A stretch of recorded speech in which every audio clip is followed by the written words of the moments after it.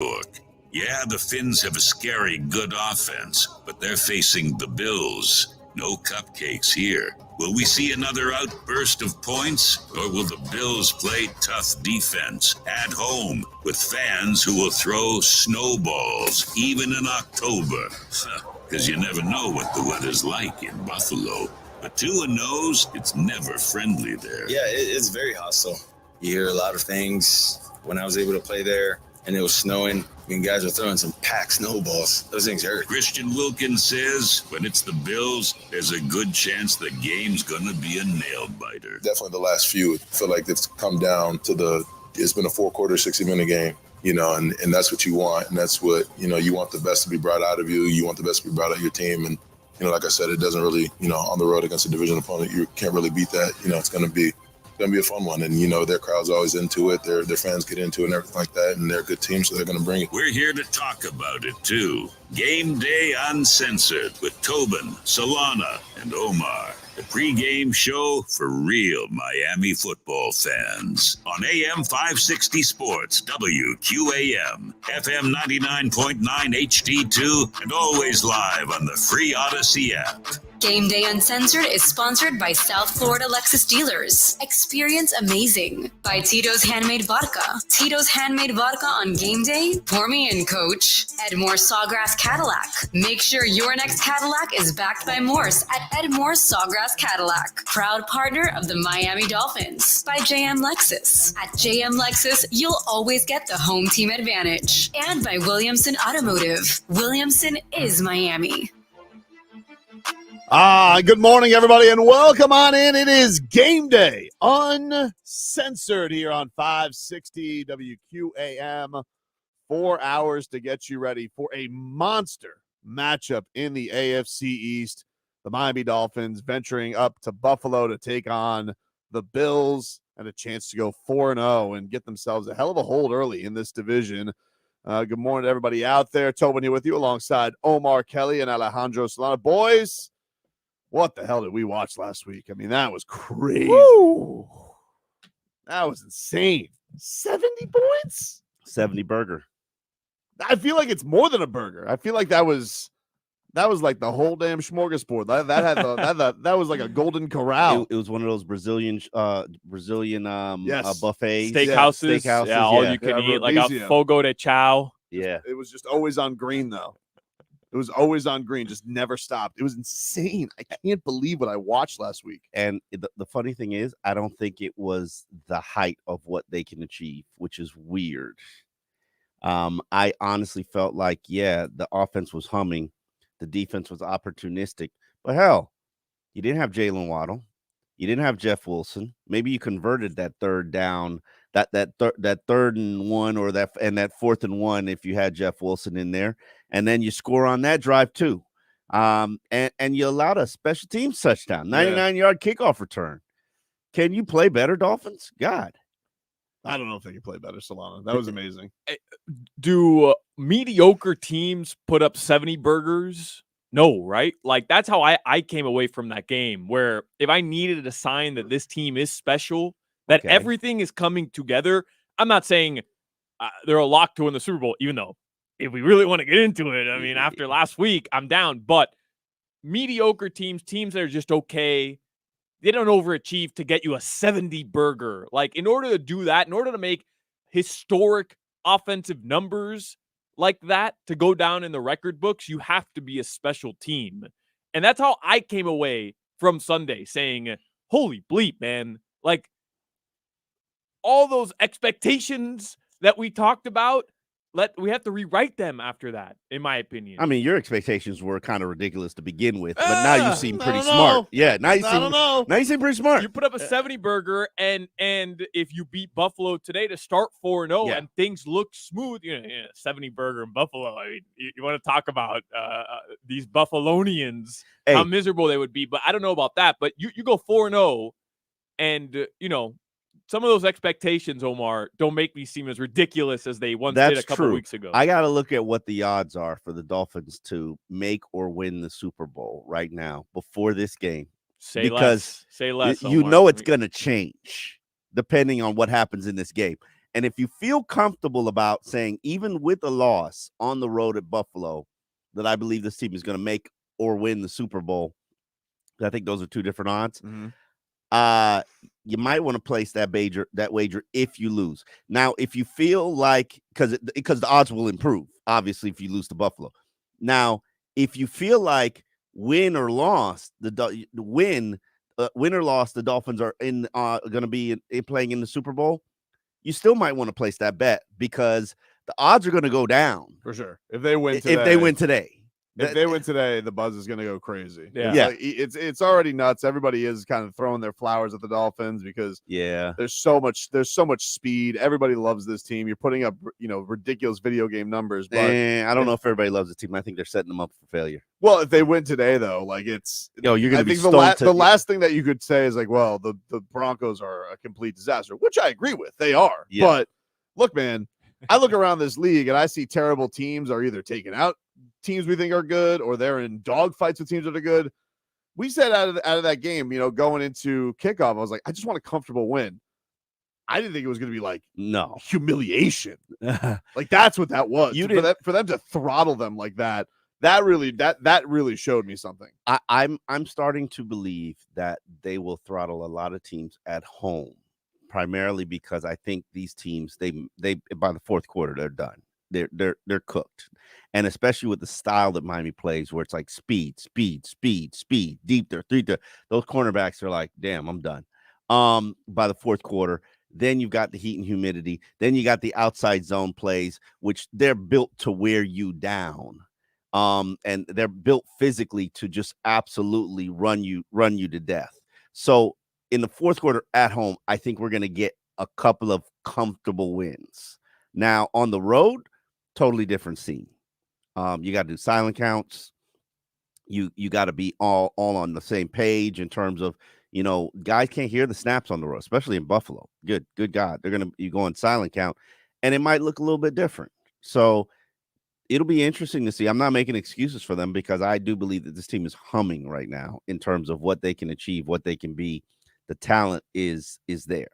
So as long as they could stay healthy, and they've got some challenges right now, but as long as they can stay healthy, they should be pretty good. I'm with you, Omar, especially considering who the Dolphins have at home this season. I don't know if you guys, since the 70 Whopper, have revisited the 14 games left on their schedule. We did this on the Hawk and Crowder show. Obviously, we had them going 17-0, but for the sake of not sounding like a lunatic, I won't have that take here. Why change? Why change your approach? The next two Dolphins home games after this, I'm not trying to look ahead, but just for the sake of sounds like you're looking ahead. Sounds like you're looking ahead at like the most important game. Yeah, most important game on schedule when you're ready to look ahead. Okay, though. Go ahead. No, willy-nilly with us. Just why change who you are? The home game. No, I'm just because you mentioned at home they're going to do very well. They have the Giants and the Panthers at home. Then they're on the road against the Eagles. They also have that game against the Chiefs, which is technically a road game, but it's in Germany. It doesn't count. But they have the Patriots, the Raiders at home, the Titans, the Jets, the Cowboys, and then the Bills the last week of the season. The only team there that I would say scares you is the Cowboys, right? And they just got destroyed. So you're not scared of Ryan Tannehill? You're not scared of Tannehill's revenge? Stop it. Definitely but home, I'm with you, Omar, because he wants that. The quality, he wants you now. The quality of opponents. I hope he does.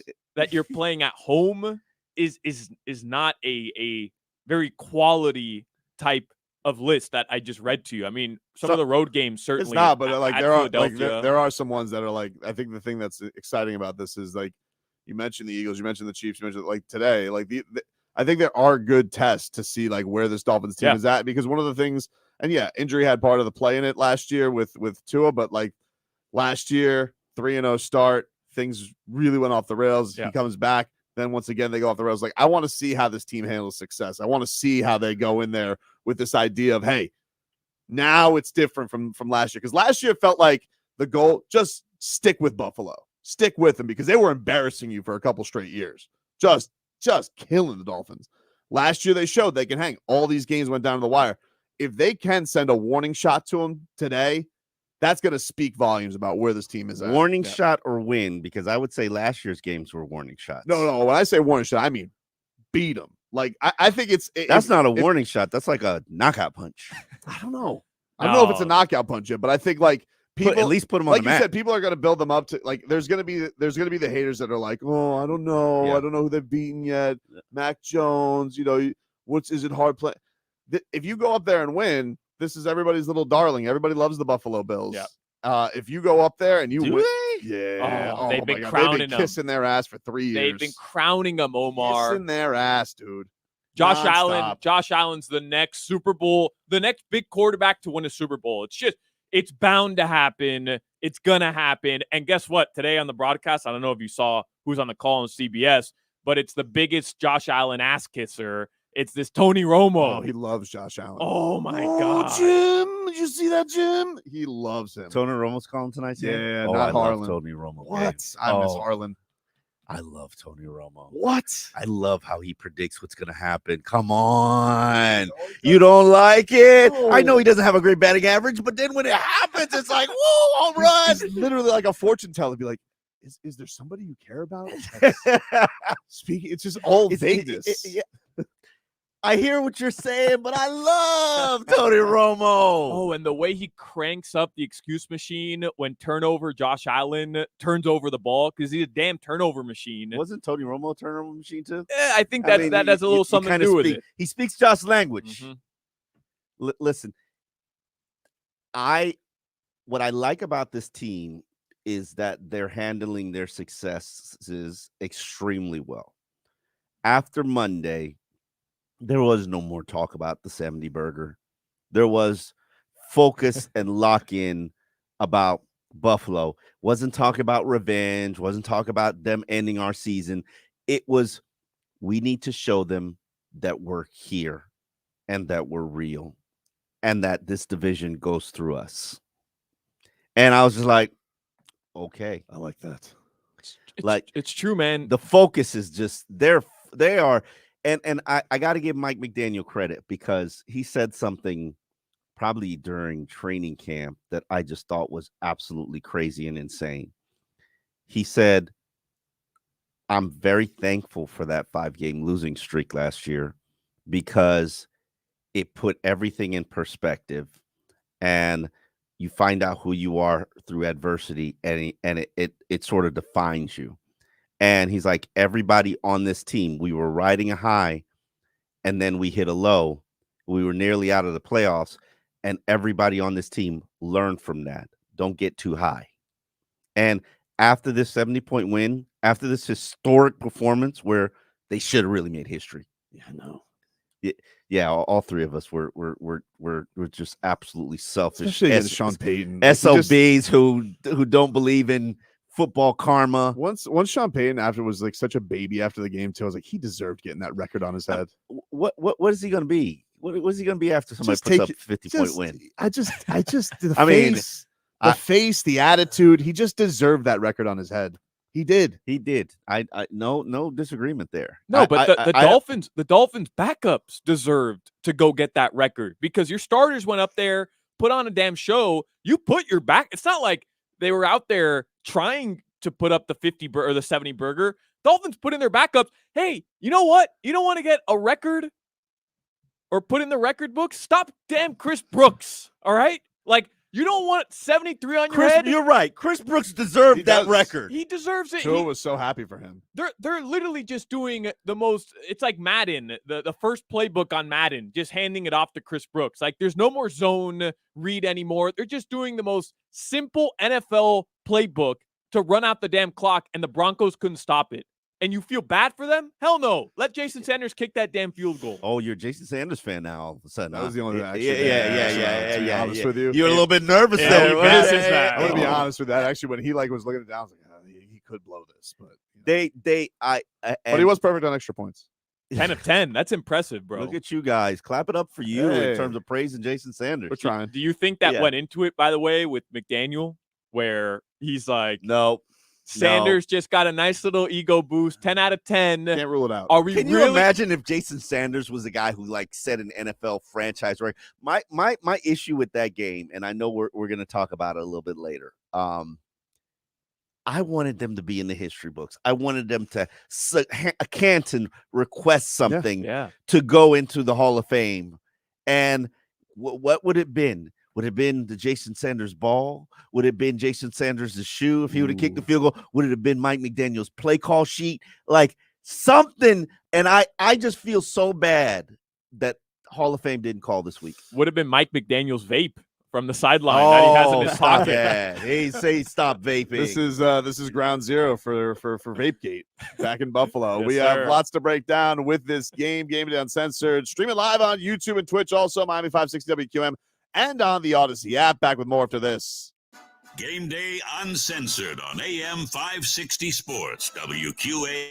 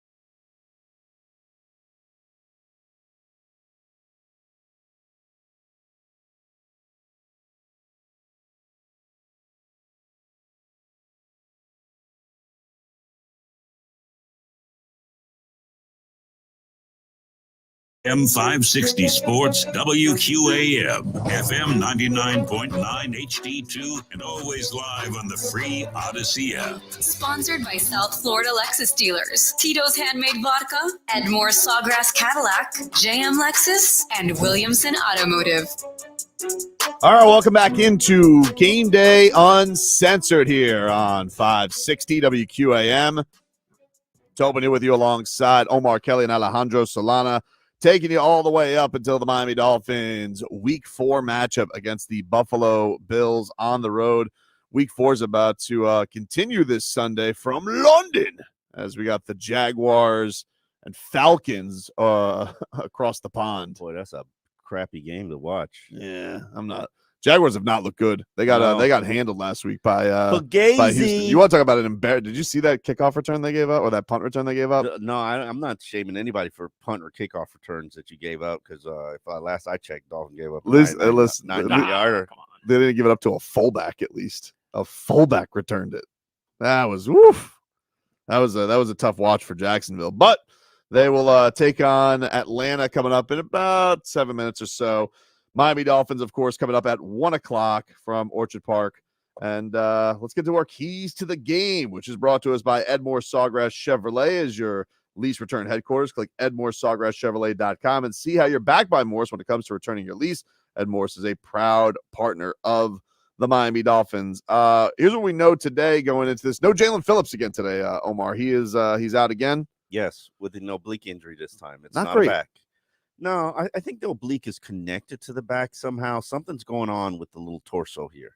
And it's hard to say that, Jalen Phillips looks like a Greek god physically. Just there's very limited body fat on this guy.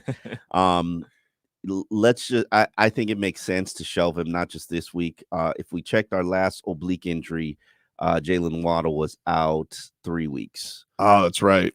So I'm thinking we're gonna have to ride Van Ginks and Emmanuel Ogbah for a good stretch of about a month. Well, they've shown. Look, Van Ginkel's he's proven himself. He's been lights out so far this season. So they've done a good job so far dealing without Jalen Phillips. But it is concerning because I think everybody was looking at this as like possibly a breakout season for JP, and now second injury, even if it is connected, that's the second game he's going to miss. That's a bummer. Yeah, I think the focus is getting him right. And that's the one thing that I've realized with this Miami Dolphins team. They're not just looking for this season. They're trying to focus on the big picture. Like they're talking about February. They're focused on February. And let's do what we got to do to get guys to February. And to me, that's get Jalen healthy and get him right. Yeah, it's it definitely is. I think the thing that's been good so far is most of the injuries they've had great subs. They have Jalen Waddle out, they put up 70. Teron Armstead's out, the line still shows up strong. I'd say probably the injury we've felt the most is Jalen Ramsey. I mean, they've never really even had him, but Eli Apple got a little touched up on that Sunday Night Football game. Yeah. That's probably been the one that they've felt the most so far this year. Lost his starting spot. Now Justin Bethel is in there as a starting cornerback on the boundary in the nickel package, and Cater is playing a lot of boundary. Hopefully he doesn't get exposed today. I think today is a great test for who Cater is. I think I have a high opinion of Cater, but I'm not necessarily certain he's a boundary cornerback, and I'm not necessarily certain Stephon Diggs is the guy to go up against him. I've got a story up on alldolphins.com about shadowing. We know Xavier Howard has shadowed the majority of his career. Now he hasn't shadowed consistently against Stephon Diggs. They've always decided to let's bracket Stephon Diggs, give him double coverage, and then have X out here naked with whoever else is, Gabriel Davis. Or I forget what that fast little receiver that used to eat the Dolphins up is. I can't remember his name now. South Florida guy too, which is bad. It's somebody in the text chain. You let me know because he used to beat us up on punt returns too. But Vic Fangio does not like or does not support the shadow approach. And if there was a game that you're going to do it and you're going to try to take away Josh Allen's number one weapon, it would be this game because arguably, and I will put Stephon Diggs ahead of Devontae Adams. I don't know how you feel about that, but I don't really care. I'm not a huge Devontae Adams fan. I think he's. You're not a fan, or you I just think he's overrated? think he's overrated. Yeah, I gotcha. I think he's over. Like one, you're not. I'm not putting Tyreek Hill over. I'm not putting Devontae Adams or Justin Jefferson or Stephon Diggs over Tyreek Hill. Tyreek Hill is like the number one weapon in the NFL. He's amazing. Boom. And gave me the goosies this morning, by the way, Mm-hmm. because his tweet, "Let's be fast today." Yeah. I was like, oh no, you're not fast every day. no, but like he's saying as a collective, let's all just be fast. The funny thing, it's like gather around yeah. everybody. The one thing that I've learned about Tyreek, and I love this. I absolutely love this.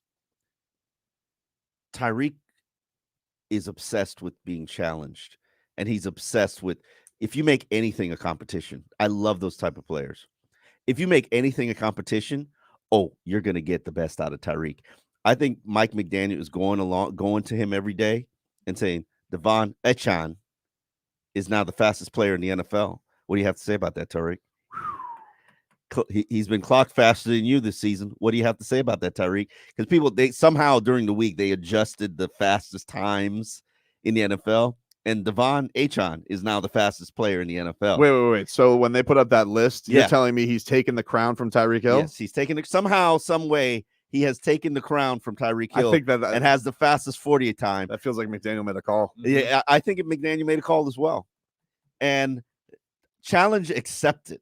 I think they've spent all week just hounding Tyreek about the fact, hey, the rookie's taking you down. Track star. What are you going to do about it, Tyreek? There's no way Tyreek likes that, man. No. Like he'll ride for his teammates or whatever. Nah, but yeah. I can't believe. It's it he is so like you and Mike McDaniel says if you want to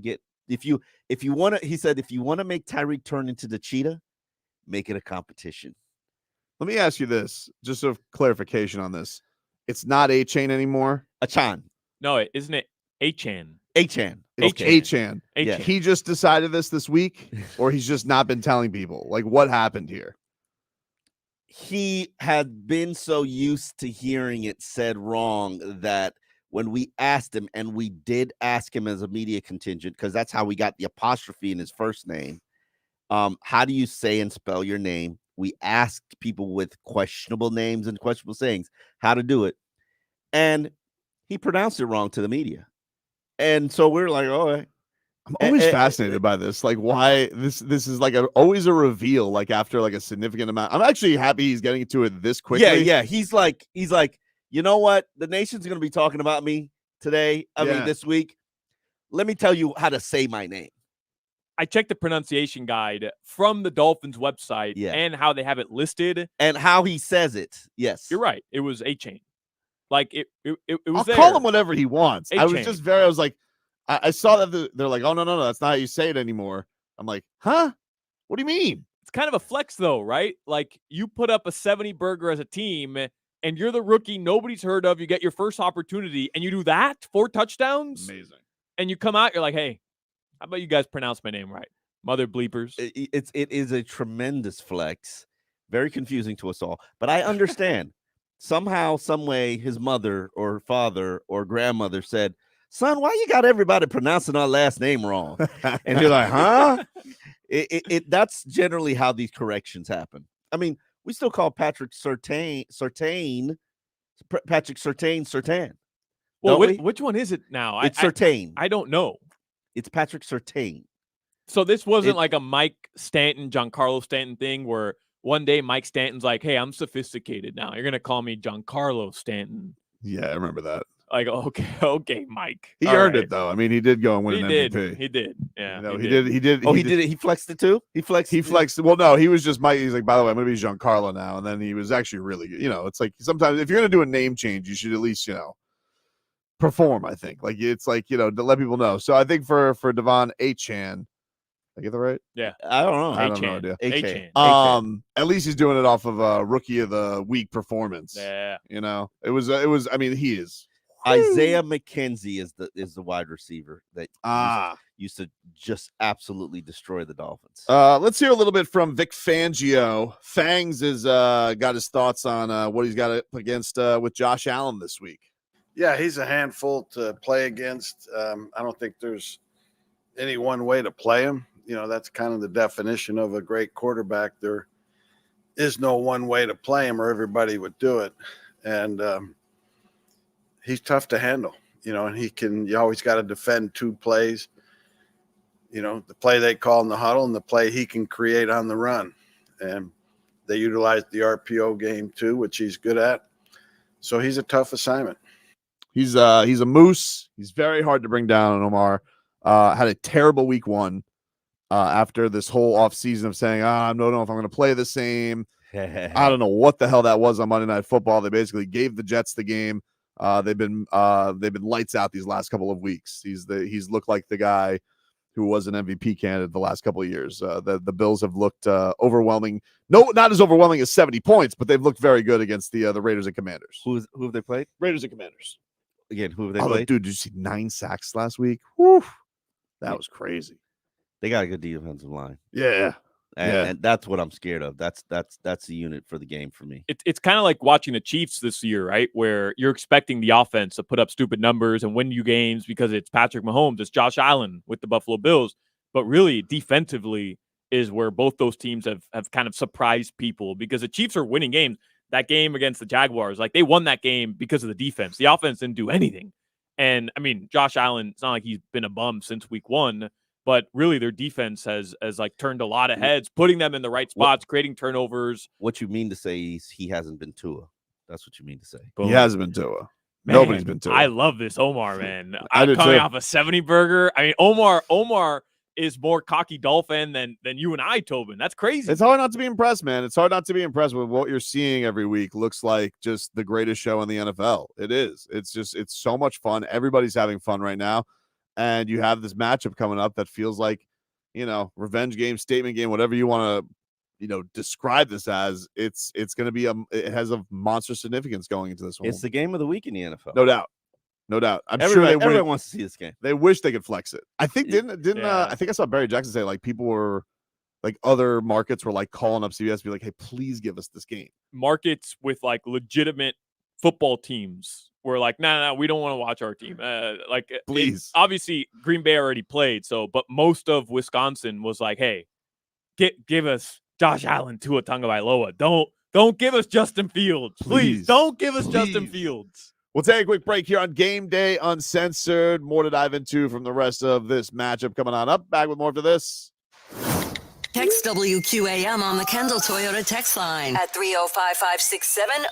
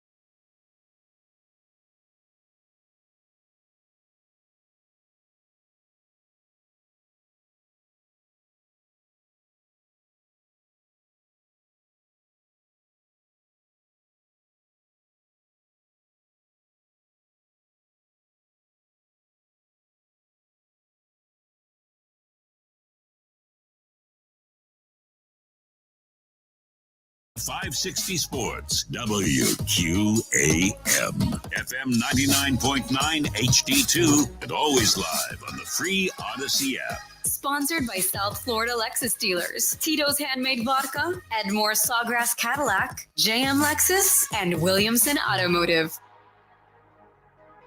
All right, welcome back, everybody. It is Game Day Uncensored here on 560 WQAM. Tobin here with you alongside Omar Kelly and Alejandro Solana.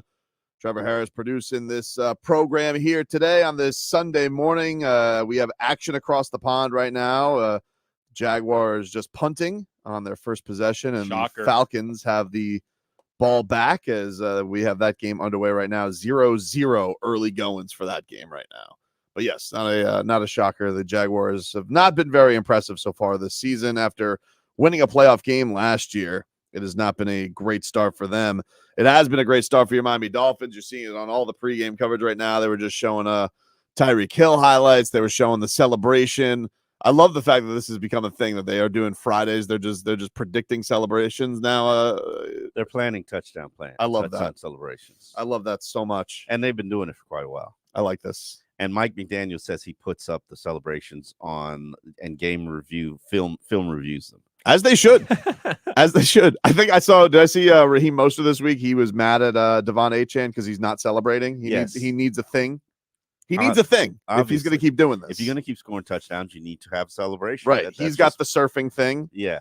No, he does. I don't like that. I think, but he's been doing the surfing thing since he was with the 49ers. Well, you told us he gave up, or he was a surfer, or Yes. is a surfer. Yes. And somebody offered him money to give up football to go surfing full time when he was super young as a kid. And, obviously you couldn't do two things or take college scholarships if you're getting endorsement money. So he gave up, he gave up his dream. Really wasn't his dream was to play football. So, but yeah, he apparently is a pretty good surfer. I wonder if he plays for 5 more years, something like that, right? Because he's 31. So he probably play I know he's a little bit of a late bloomer, but his career's over. Is that too late to then become a pro surfer? I wonder what protocol is on that. Are you washed if you're a 35-year-old surfer, or are you just starting out? There's nothing against him surfing in the off season. So technically he can work on that second career now. Could you imagine that headline, Miami Dolphins starting running back out for the season, surfing accident? It'd be a little embarrassing. What is it, a reef that's going to take him out? What Shark?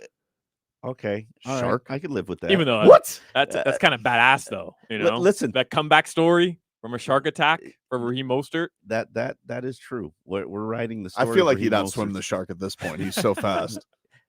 I think he's destined to be a coach on the staff. He's that dude. I've been so good at predicting people who would become coaches, even though Brian Hartline told me that I was a liar. I was like, bro, you're gonna be a coach. He's like, over my dead body. And bro, he reeks Ohio. Yeah, like he's gonna be a head coach in 2 years. He's Ohio State's coordinator.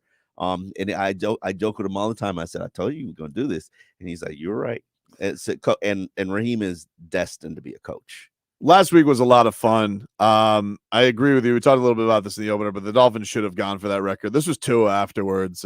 He's so adorable, and he said, "You don't want to humiliate teams." No, I think in this league and around the league, it's about respect in the NFL. And as we went out there, and I feel like that's what we got. We got respect, and we're not trying to go out there and humiliate teams. That's just what happened to look like. Trying to run the ball, trying to kill some time. Big plays opened up, and that's what it looked like. My God. That's what it looked like. We're not trying to humiliate teams. We just did. That's what it is. It happened. He is one of the funniest people without trying to be funny, right? Because he just dunked all over Denver, but he was trying not to dunk all over Denver, but he dunked all over them.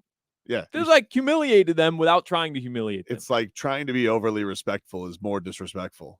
It's kind of like you just went and ruffled their hair. Well, isn't that though, as a competitive athlete, right? Professional athlete at the highest level, somebody taking it easy on you is more disrespectful than them taking it to you, isn't it?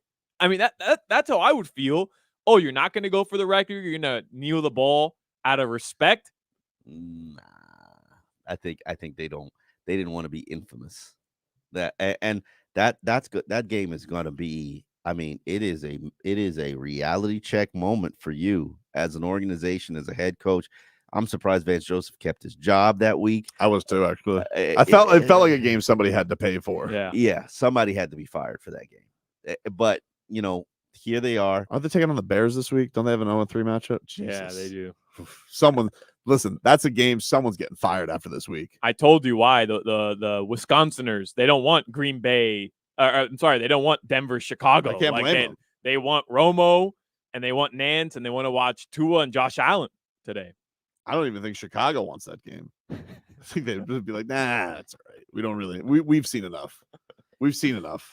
But the record should have been theirs. It should have been. It should have been. Like, it's so rare to have those opportunities. And it didn't. I know Mike McDaniel was kind of talking about, like, oh, I felt like it was chased. I didn't feel like they did. Like, what are you supposed to do in that situation? Just give them the ball back? It's okay to Sanders can't get on the action. I don't know. You ran the ball, you ran the ball 3 times, got -3 yards, and then you took a knee. Yeah. Right, but had they taken a knee, we talked about this so much this week. Like, had they taken a knee and the clock expires, fine, right? Because why are you kicking a field goal? Time is expiring. At that point, you're kind of just forcing it for the sake of the record.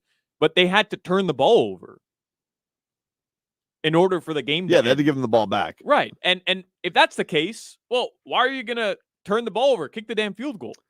This was Mike McDaniel on why they didn't go for it. It felt like chasing points and chasing a record. That's not what we came to the game to do. That doesn't have a bearing on the overall season outcome.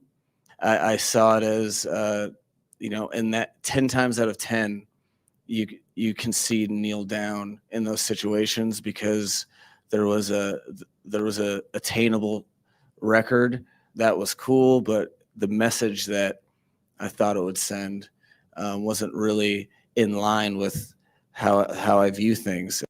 Yeah, I mean, he believes in sports karma, yeah. And I believe in karma overall, and technically I do believe in sports karma, and the football gods are bouncing Miami's way. Could you have potentially threatened the football gods and changed your karma if you had done that? Look, here's what I would say. I think karma is like, hey, I think we've made the point. It's cool if they just do it some more. I don't think karma is getting riled. Be like, too much, Dolphins, 73 as opposed to 70. I think karma's like, that's about right.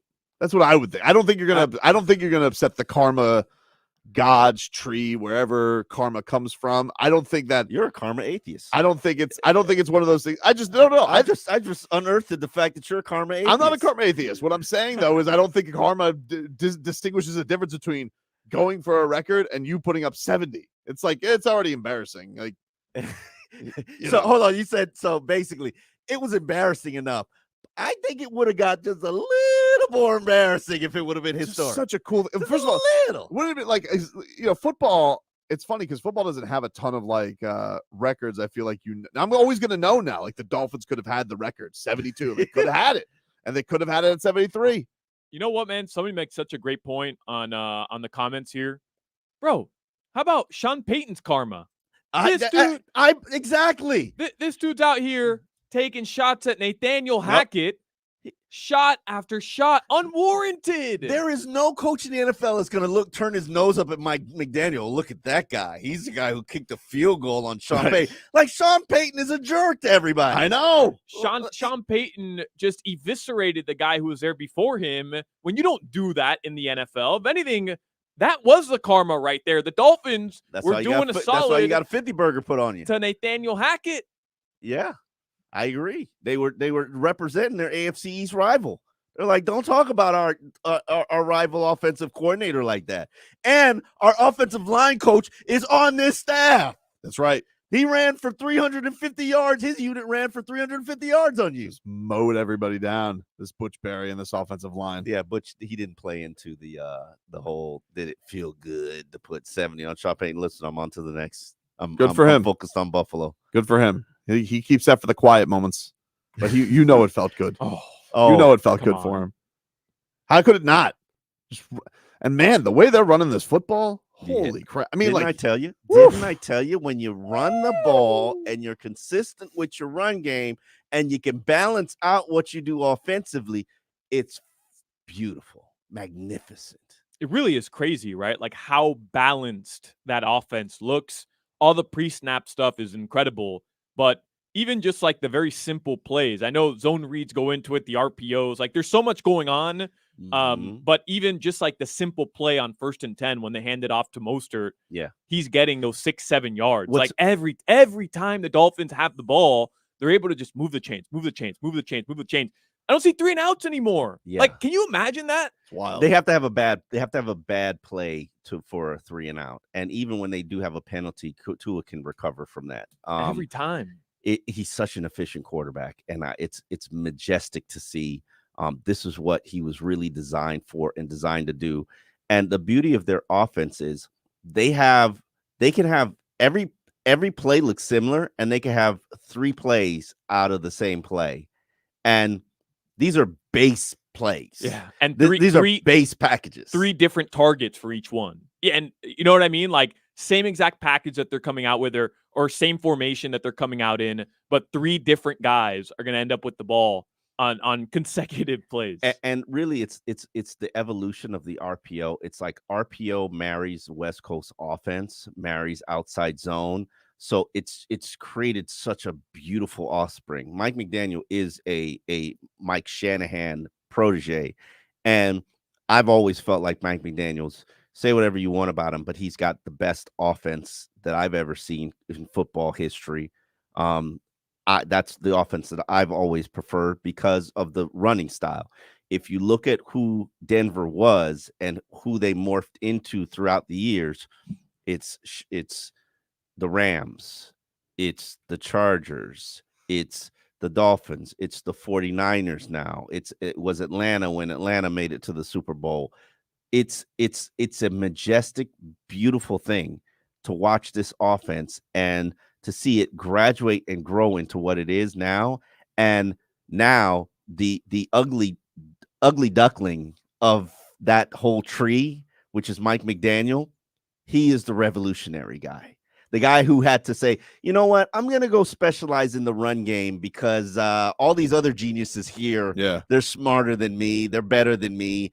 I'm going to go learn the run game. And he's the guy who's revolutionizing football. And he's also making me, and I bet a lot of Dolphins fans, feel like such a dummy for focusing so much, one, on the offensive line all offseason. And Omar, you were 100% right. This O-line has exceeded my expectations by a wide margin. And 2, for worrying so much about Dalvin Cook and Jonathan Taylor for so damn much of the offseason because, hey, you don't need them. They don't need them. It's crazy. We'll get into some more of this Dolphins start and who deserves most of the credit for this incredible start to the season. Game Day Uncensored rolls on right after this.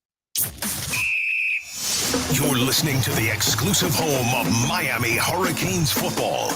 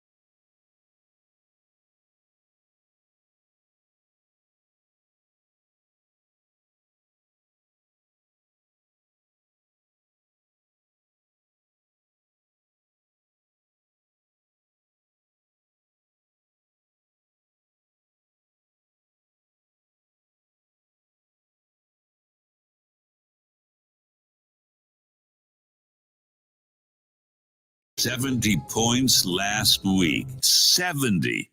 Huh. The whole town's been talking about it all week. 70. Okay, here we go. But that was then, and now is now. It's a new day. It's a new week. A new team. New venue. Say hello, Buffalo. The prolific Dolphins face the Bills today in Orchard Park, New York. Yeah, the Finns have a scary good offense, but they're facing the Bills. No cupcakes here. Will we see another outburst of points, or will the Bills play tough defense at home with fans who will throw snowballs even in October? Because you never know what the weather's like in Buffalo. But Tua knows it's never friendly there. Yeah, it's very hostile. You hear a lot of things. When I was able to play there and it was snowing, guys were throwing some packed snowballs. Those things hurt. Christian Wilkins says when it's the Bills, there's a good chance the game's going to be a nail-biter. Definitely the last few, I feel like it's come down to it's been a 4-quarter, 60-minute game, and that's what you want. And that's what, you want the best to be brought out of you. You want the best to be brought out of your team. And, like I said, it doesn't really, on the road against a division opponent, you can't really beat that. It's going to be a fun one. And, their crowd's always into it. Their fans get into it and everything like that. And they're a good team, so they're going to bring it. We're here to talk about it, too. Game Day Uncensored with Tobin, Solana, and Omar. The pregame show for real Miami football fans. On AM 560 Sports, WQAM, FM 99.9 HD2, and always live on the free Odyssey app.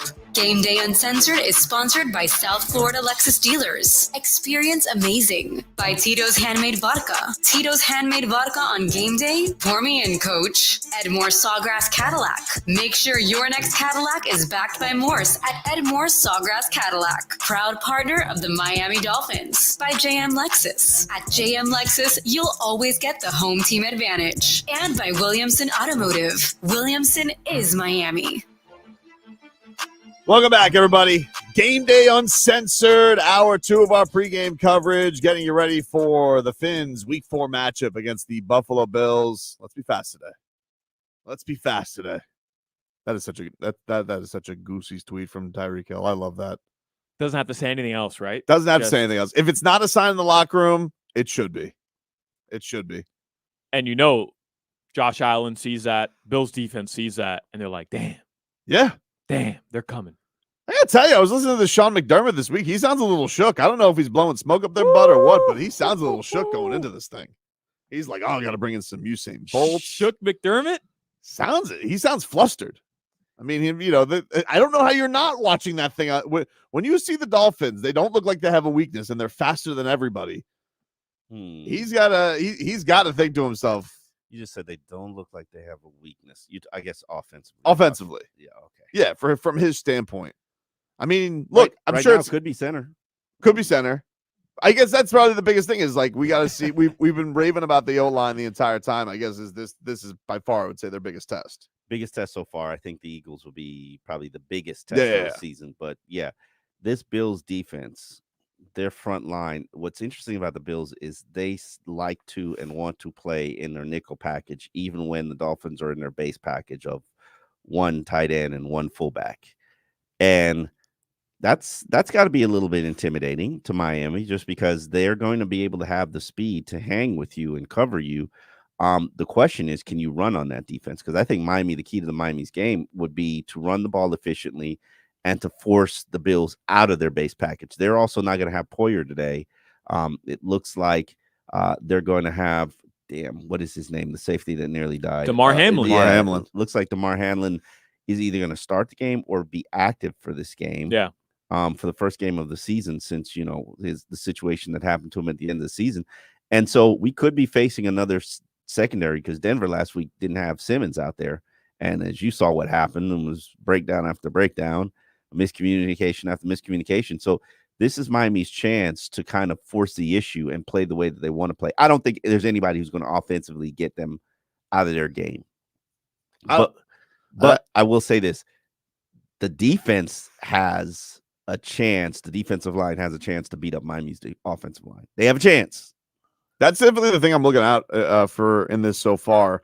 but they have been fantastic so far. So wanted to ask the question here. 3-0 start, best offense in the league. Let's break it down to three places. Mm-hmm. Who deserves the most credit for this? Is it Tua? Is it that O-line? Or is it McCoachin? Mike McDaniel? Omar, who do you think deserves the most credit for where we're at right now with this Dolphins offense? I'm giving the credit to Tua Tagovailoa, and here's the reason why. Statistically, for the second straight year, he is number one. It's early, but he's number one. He finished the year last year number one. So he's just continuing what he started. The efficiency that he's playing with on third downs in the red zone, even when they're behind the sticks, in terms of, do you feel that threat of when they do commit a penalty and they've got 1st and 15? Do you worry about that 1st and 15 getting converted? No, you don't. Never. Getting the ball out of his hand. The quarterback who's the fastest in the NFL in terms of getting the ball out of his hand. Quarterback who's been sacked the least, pressured the least. All of that comes down to him, and the pre-snap penalties are gone. Yeah, that's been a really great thing.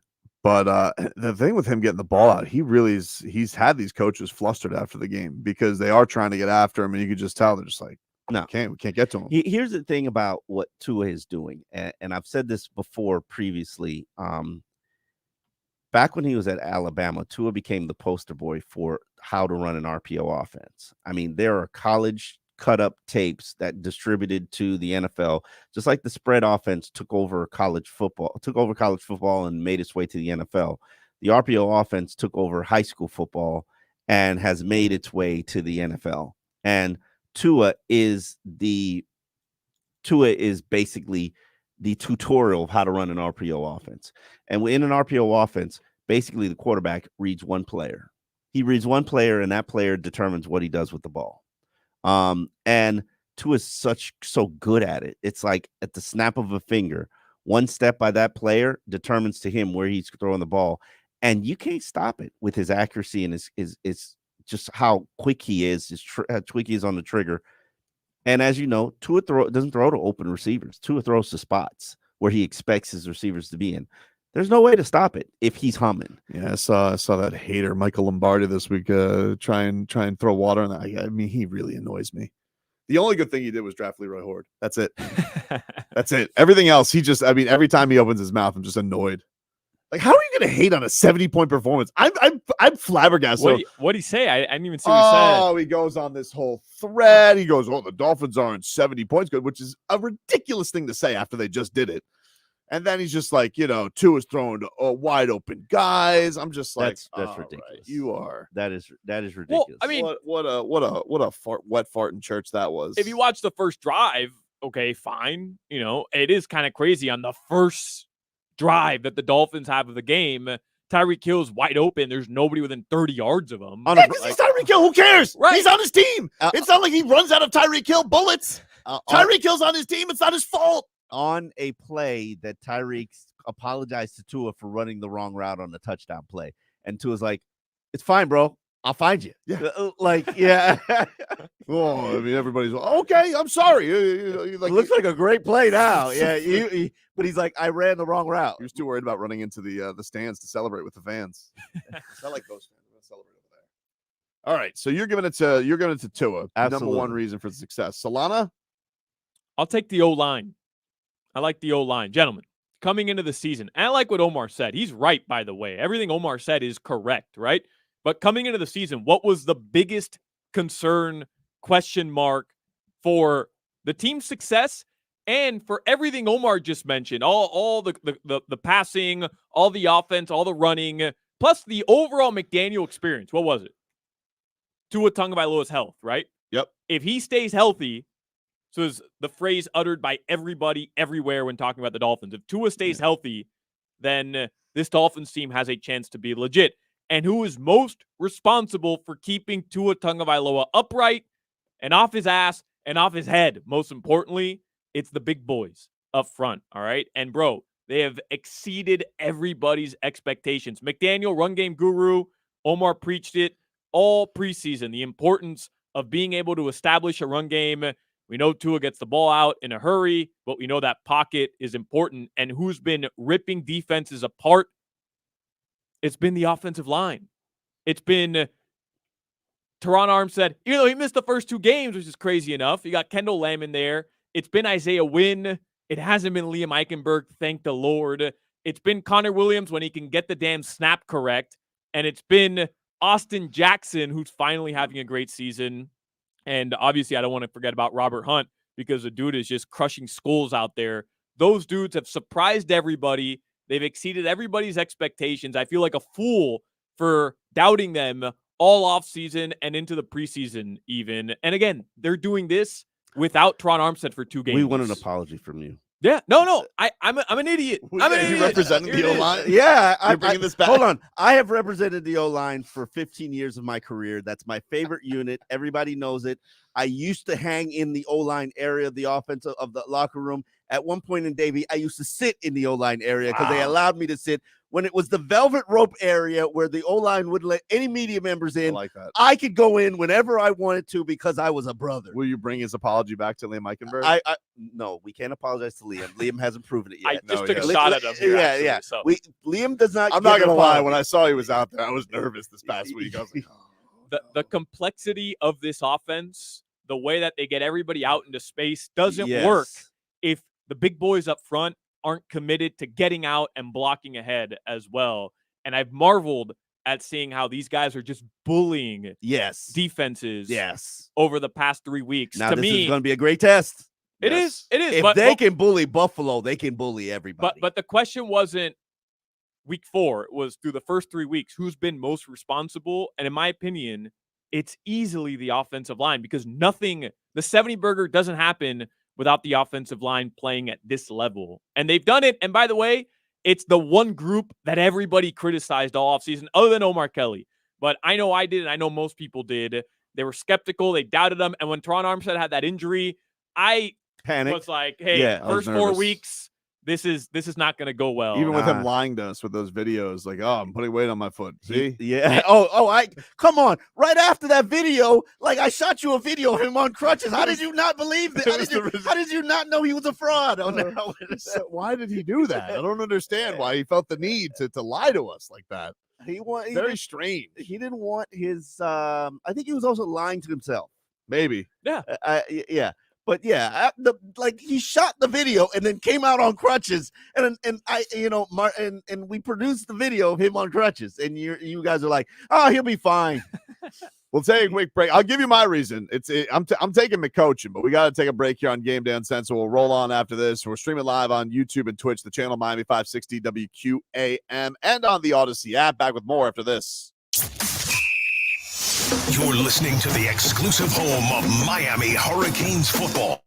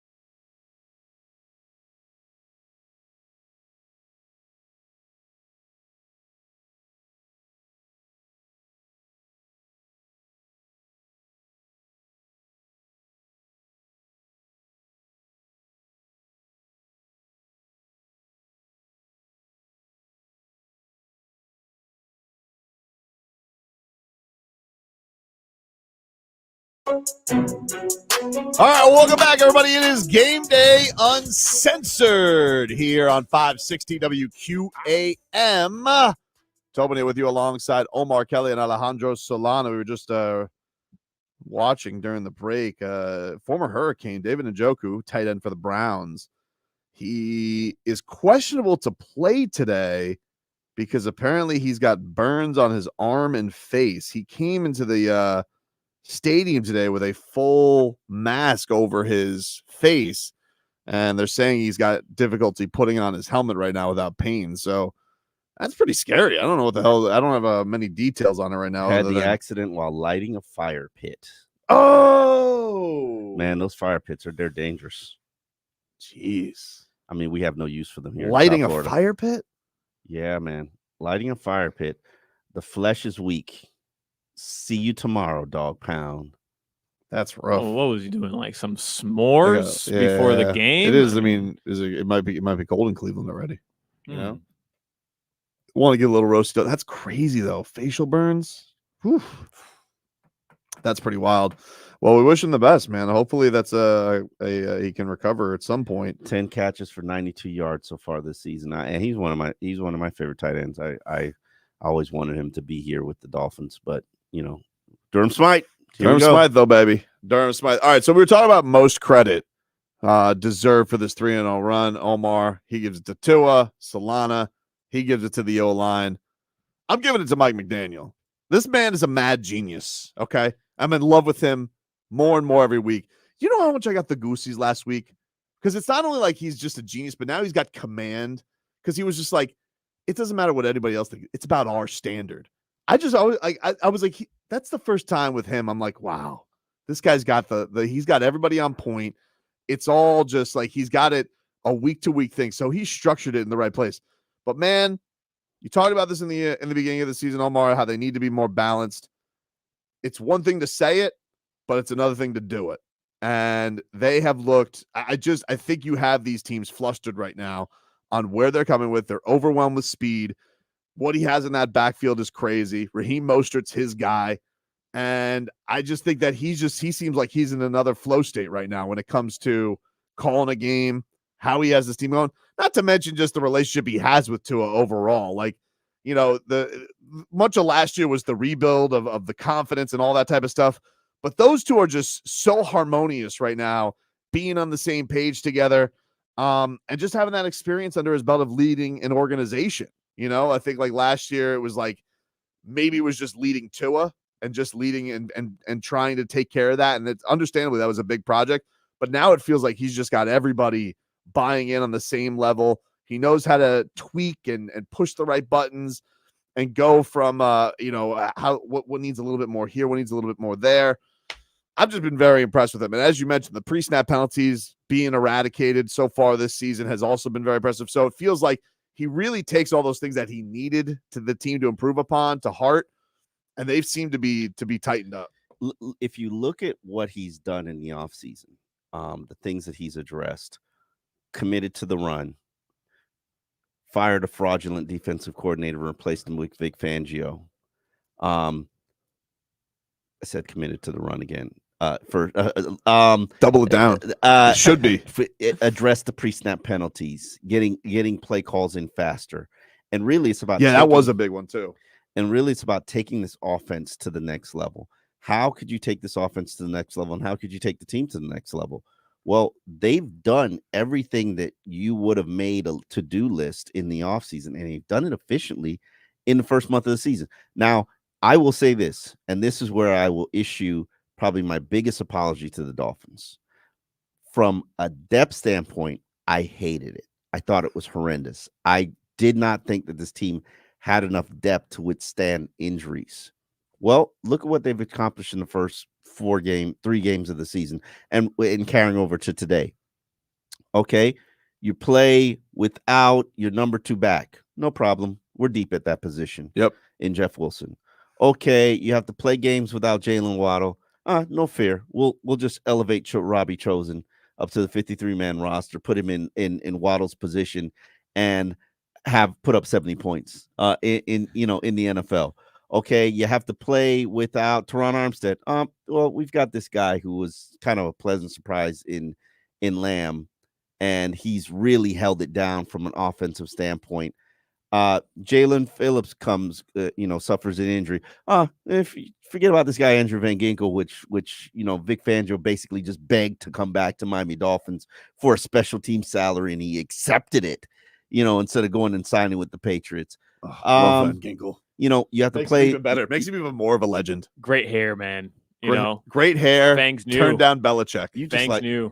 You just like the bun. That's all it is. I think you need to go back to. I think you're having bun needs it back syndromes. Yeah, exactly. I have cut my hair once, and I did feel naked without it, so I understand. The secondary, Brandon Jones not healthy enough. That was your starter for 2 years. Not to say that he was a good starter, but he was your starter for 2 years. Listen, that's the truth. He wasn't really good at coverage. He's called Blitz Boy for a reason. And it's kind of a cool name, though. It is a cool name. No disrespect. But Deshaun Elliott, that's pleasant surprise. That has been a pleasant surprise. Yeah. He has been very, very. He has been a nice surprise so far this season. I was a little worried. Yeah. He's been impressive. And even going to the secondary, yeah, okay. You knew from the beginning, first week of training camp, that you're going to play without Jalen Ramsey, but Eli Apple comes signs. Eli Apple struggles, no problem. Rookie, we're not even going to play you. We're not even going to activate you. We're going to have a 12-year veteran special teamer, Justin Bethel, come in. And not only is he going to be playing well at that position, but he sealed the first game of the season for you. He did.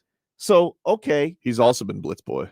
He's come up with some big ones. Yeah, he has. I got to just shut my mouth about the defense. I mean, about the depth of this team, because everywhere they've turned, guys have stepped up and filled in. Now, special teams? Nah, not really. But depth-wise, they've answered every question. I think really at this point, I'm not even kidding. If you poll Dolphins fans, like, what's your biggest concern with this team right now prior to week 4, 1 p.m. against Buffalo? It is Jason Sanders. Like, and I'm not trying to pile onto the kicker. That would be your concern? I'm not telling you that I have some deep, great concern with Sanders. I think a lot of that is just shtick. Yeah, I mean, he might hit on your girlfriend. Like, what is going on here? But I'm telling you, like, you just mentioned everything, right? Depth was a huge, and I was with you, Omar. Like, I was unsure about a lot of these guys. You lose Ramsey. Well, Eli Apple, I know him. I've seen him get toasted pretty much every Sunday after every game. And then the running back room, like, could we rely on Chris Brooks and Devon Achane? No Jeff Wilson. Like, we should have signed Dalvin Cook. Like, all these things were addressed. The pre-snap penalties to me were so annoying last year. To watch his team start out 1st and 15 every damn possession, all that has been shored up. Like, if you ask people, Tobin, their biggest concern right now, other than Tua staying healthy, obviously, that goes without saying. It goes without saying, but it's probably Jason Sanders, which is crazy. It's probably Jason Sanders, and I still want to see, like, I believe the offensive line, but I'm like, I'm waiting. Like, I want to see him against these monster tests and see what they do. Yeah. Having Armstead back, though, definitely comforts me. I don't feel as nervous about it. And this is always this is always an iffy one for me too, because the Bills, there's something about Tua versus the Bills. Like, he always, first of all, he had his ribs broken by AJ Epinesa the one season. That sucked. And then, of course, you had last year where Matt Milano shoves him, has his first hit against the back of the turf, and he ends up getting wobbly. And we all think we saw him get concussed, but they called it a back injury. Comes back after halftime, wins them the damn game. So that's definitely going to be in the back of my mind going into it. But it's crazy that we're at the point of the season where I'm not looking at it as a worry. And yeah, I just think that Mike has done a great job. It was interesting hearing him talk this week about, his relationship with Eric Spoelstra. And Spo does this great thing with these guys you never hear of, and that the Heat try and just play to their strengths. And I just feel like the Dolphins are doing a great job of that too. Yeah. They're not putting anybody in positions that they're going to be truly vulnerable in, and they play to their strengths. And I think that you're seeing a lot of these guys that maybe were overlooked in other places are flourishing here. And he just seems to have everybody believing right now and playing it a great way. So I love that about him, man. He really has been so impressive, and especially even more so in year 2. we're lucky. I think Barry Jackson tweeted it last night. Marlins make the postseason, just to kind of real quick shift away. But going to your point, like Spo being able to maximize guys in a Heat uniform that, casual basketball fans, even casual Heat fans, had never heard of prior to them suiting up for Miami. McDaniel's doing the same thing. You have Skip Schumacher now kind of doing the same thing with the Miami Marlins. They clinch a playoff berth. Like, we're damn lucky here in South Florida to have three head coaches, 3 managers that not only are great at what they do, but are also considered young for what they're doing. It's wild that Spo's the old guy. Yeah. To be honest with you. It's crazy how that happened. But yeah, but they're also cool. Like McDaniel just sitting courtside at Heat games. Like they're I don't know, they're kind of like men amongst people, Yeah. They want to be they want to be those guys. They want to be able to connect with the community and stuff. It's and Tua has said this. It's time. We've suffered enough in South Florida. All the other teams are having sports success. It's our time. And Tua's always talked about, hey, they're not scared to talk Super Bowl.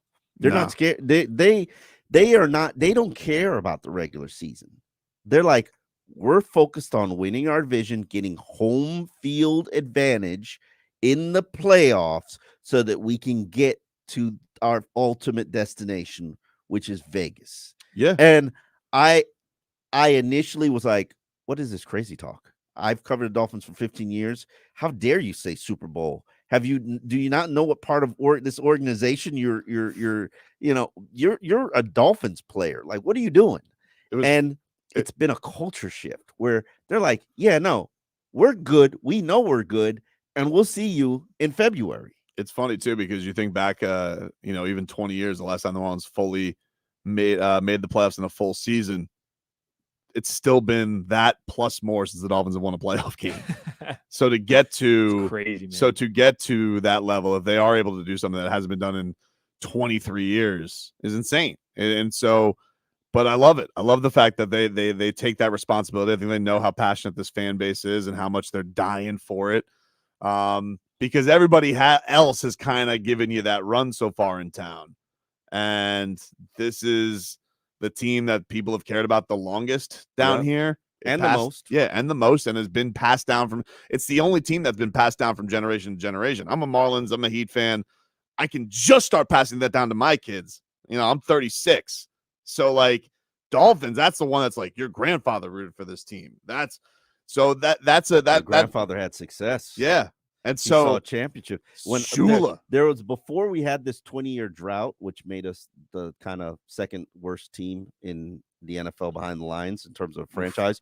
We were also the best and most productive and successful team in the era pre-Wanstead.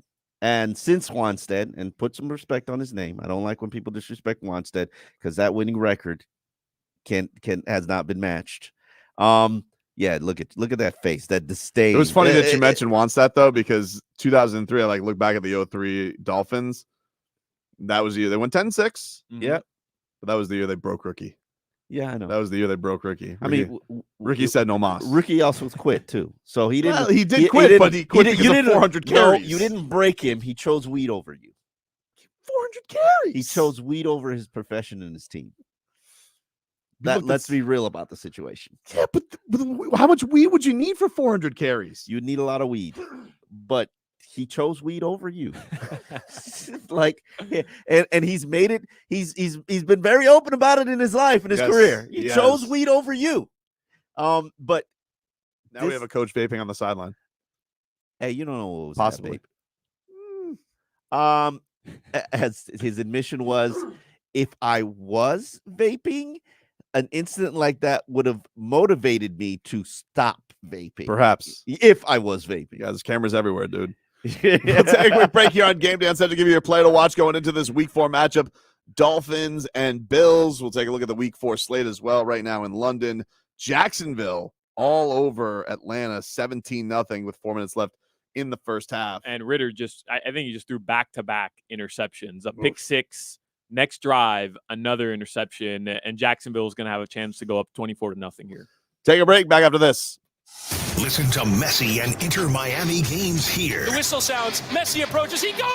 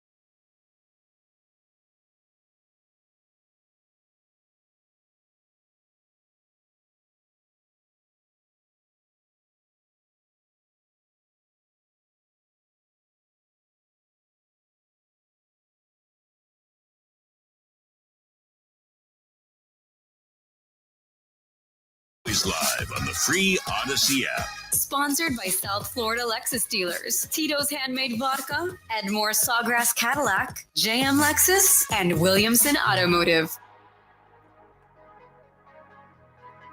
Welcome back in, everybody, to Game Day Uncensored here on 560 WQAM. Tobin here with you alongside Omar Kelly and Alejandro Solana. Get you ready for Dolphins Bills. Let's get to our player to watch, which is sponsored by your South Florida Lexus dealers. Experience amazing. Player to watch. Guy was good last week. Devon Achane. Woof. 18 carries. 203 yards, 2 touchdowns, and he also had 4 catches, 30 yards, and 2 touchdowns. 4 total touchdowns for the rookie out of Texas A&M. So good that he changed his name on us all, just to let you know, get it right for the rest of the season. Offensive Rookie of the Week. He was awesome. I mean, he's blazing. I can't believe they found more fast guys. He's so fast. And they added Robbie Chosen to the 53-man roster. And Mike McDaniel's basically like, yeah, this isn't really any filler. This guy's going to play. I like him. And I don't understand the Robbie Chosen hate out there. I just don't Who's get hating on him? Oh, for the fan base. They are not fans of Robbie Chosen. Why? Hating? Who's hating on Robbie Chosen? The fan base. Bastards. Dolphin fans. They're like, yeah, this guy doesn't deserve to be on the roster. Doesn't? Oh, man, they've got this clip of him supposedly loafing on a block for a Raheem Mostert run where the run hadn't finished, and you know, he walks away from the play. The game they scored 70. They're talking about loafing on a block. Absolutely. He doesn't deserve to be here. Did you see he pulled a Tyreek Hill? I don't know if you were at that scrum or not, but I saw some clip. I don't know who tweeted it out, but he pulled a Tyreek Hill. He goes, "Yeah, man, in the middle of the game, I said we're gonna score 70." I was like, all right, dude, a little bit much, Robbie. He goes, and then I said we should go for 100. Oh, no. I was like, classic Whopper teller. Yeah, Tyreek is some. Oh, did we get into Tyreek's Whoppers this week? What did he say this week? Oh, he's gonna be a porn star when he's done. Yeah, come on. Well, that clip was amazing.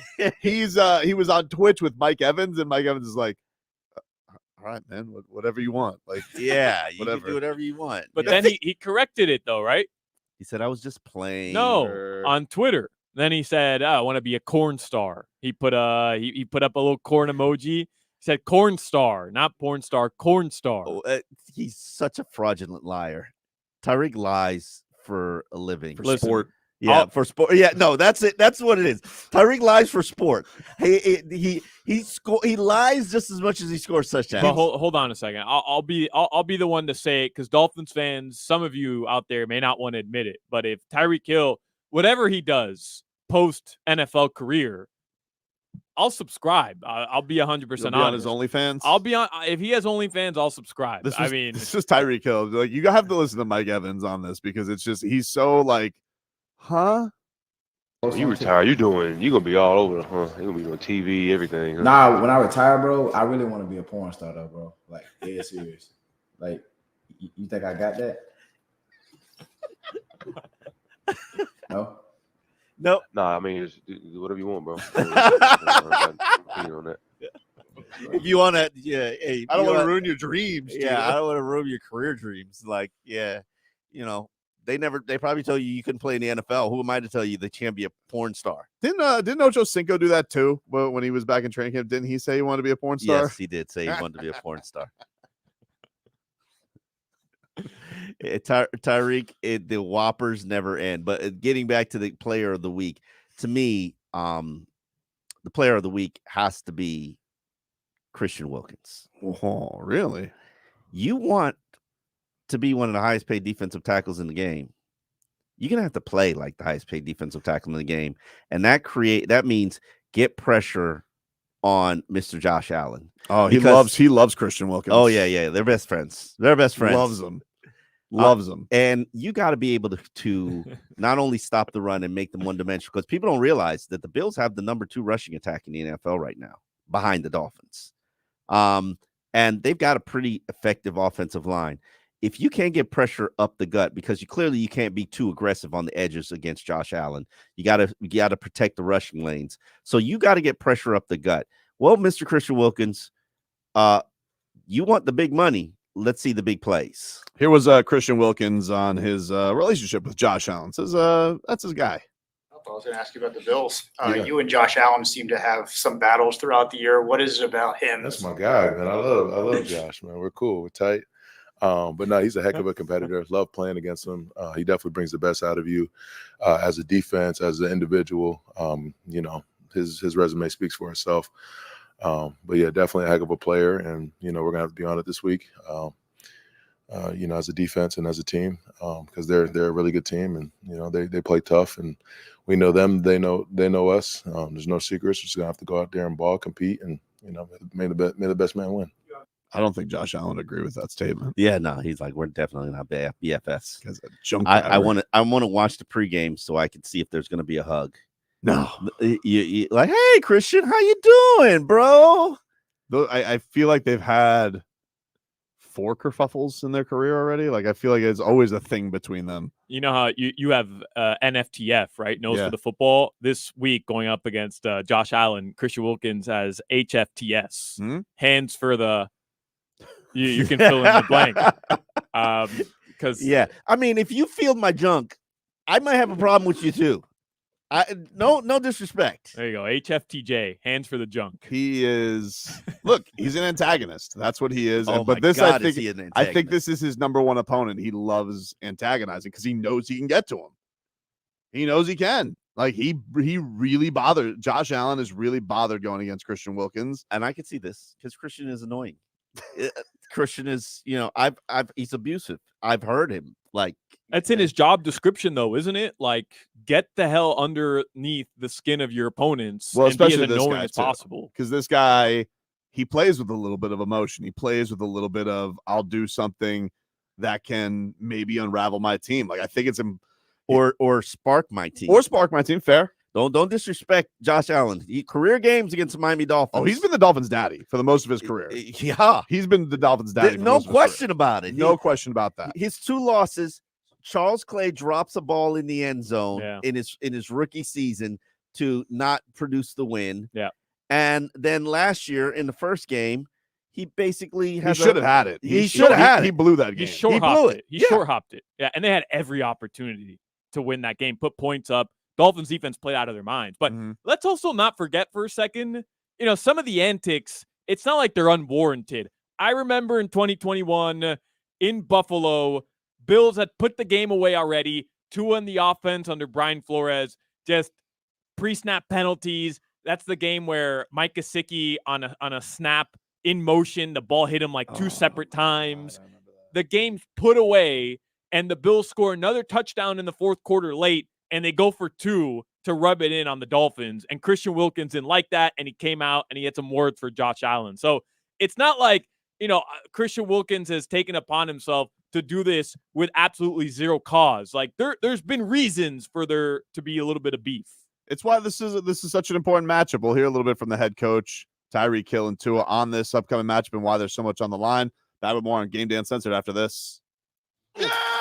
Join Dolphin safety Javon Holland live every Tuesday at Hollywood Kia with Hawk and Kraut.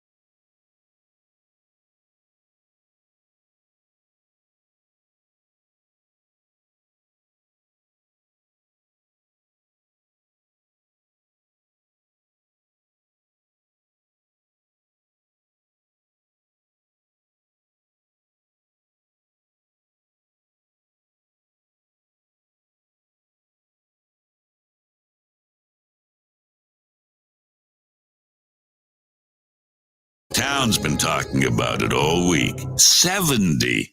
Okay, here we go. But that was then, and now is now. It's a new day. It's a new week. A new team. New venue. Say hello, Buffalo. The prolific Dolphins face the Bills today in Orchard Park, New York. Yeah, the Finns have a scary good offense, but they're facing the Bills. No cupcakes here. Will we see another outburst of points, or will the Bills play tough defense at home with fans who will throw snowballs even in October? Because you never know what the weather's like in Buffalo. But Tua knows it's never friendly there. Yeah, it's very hostile.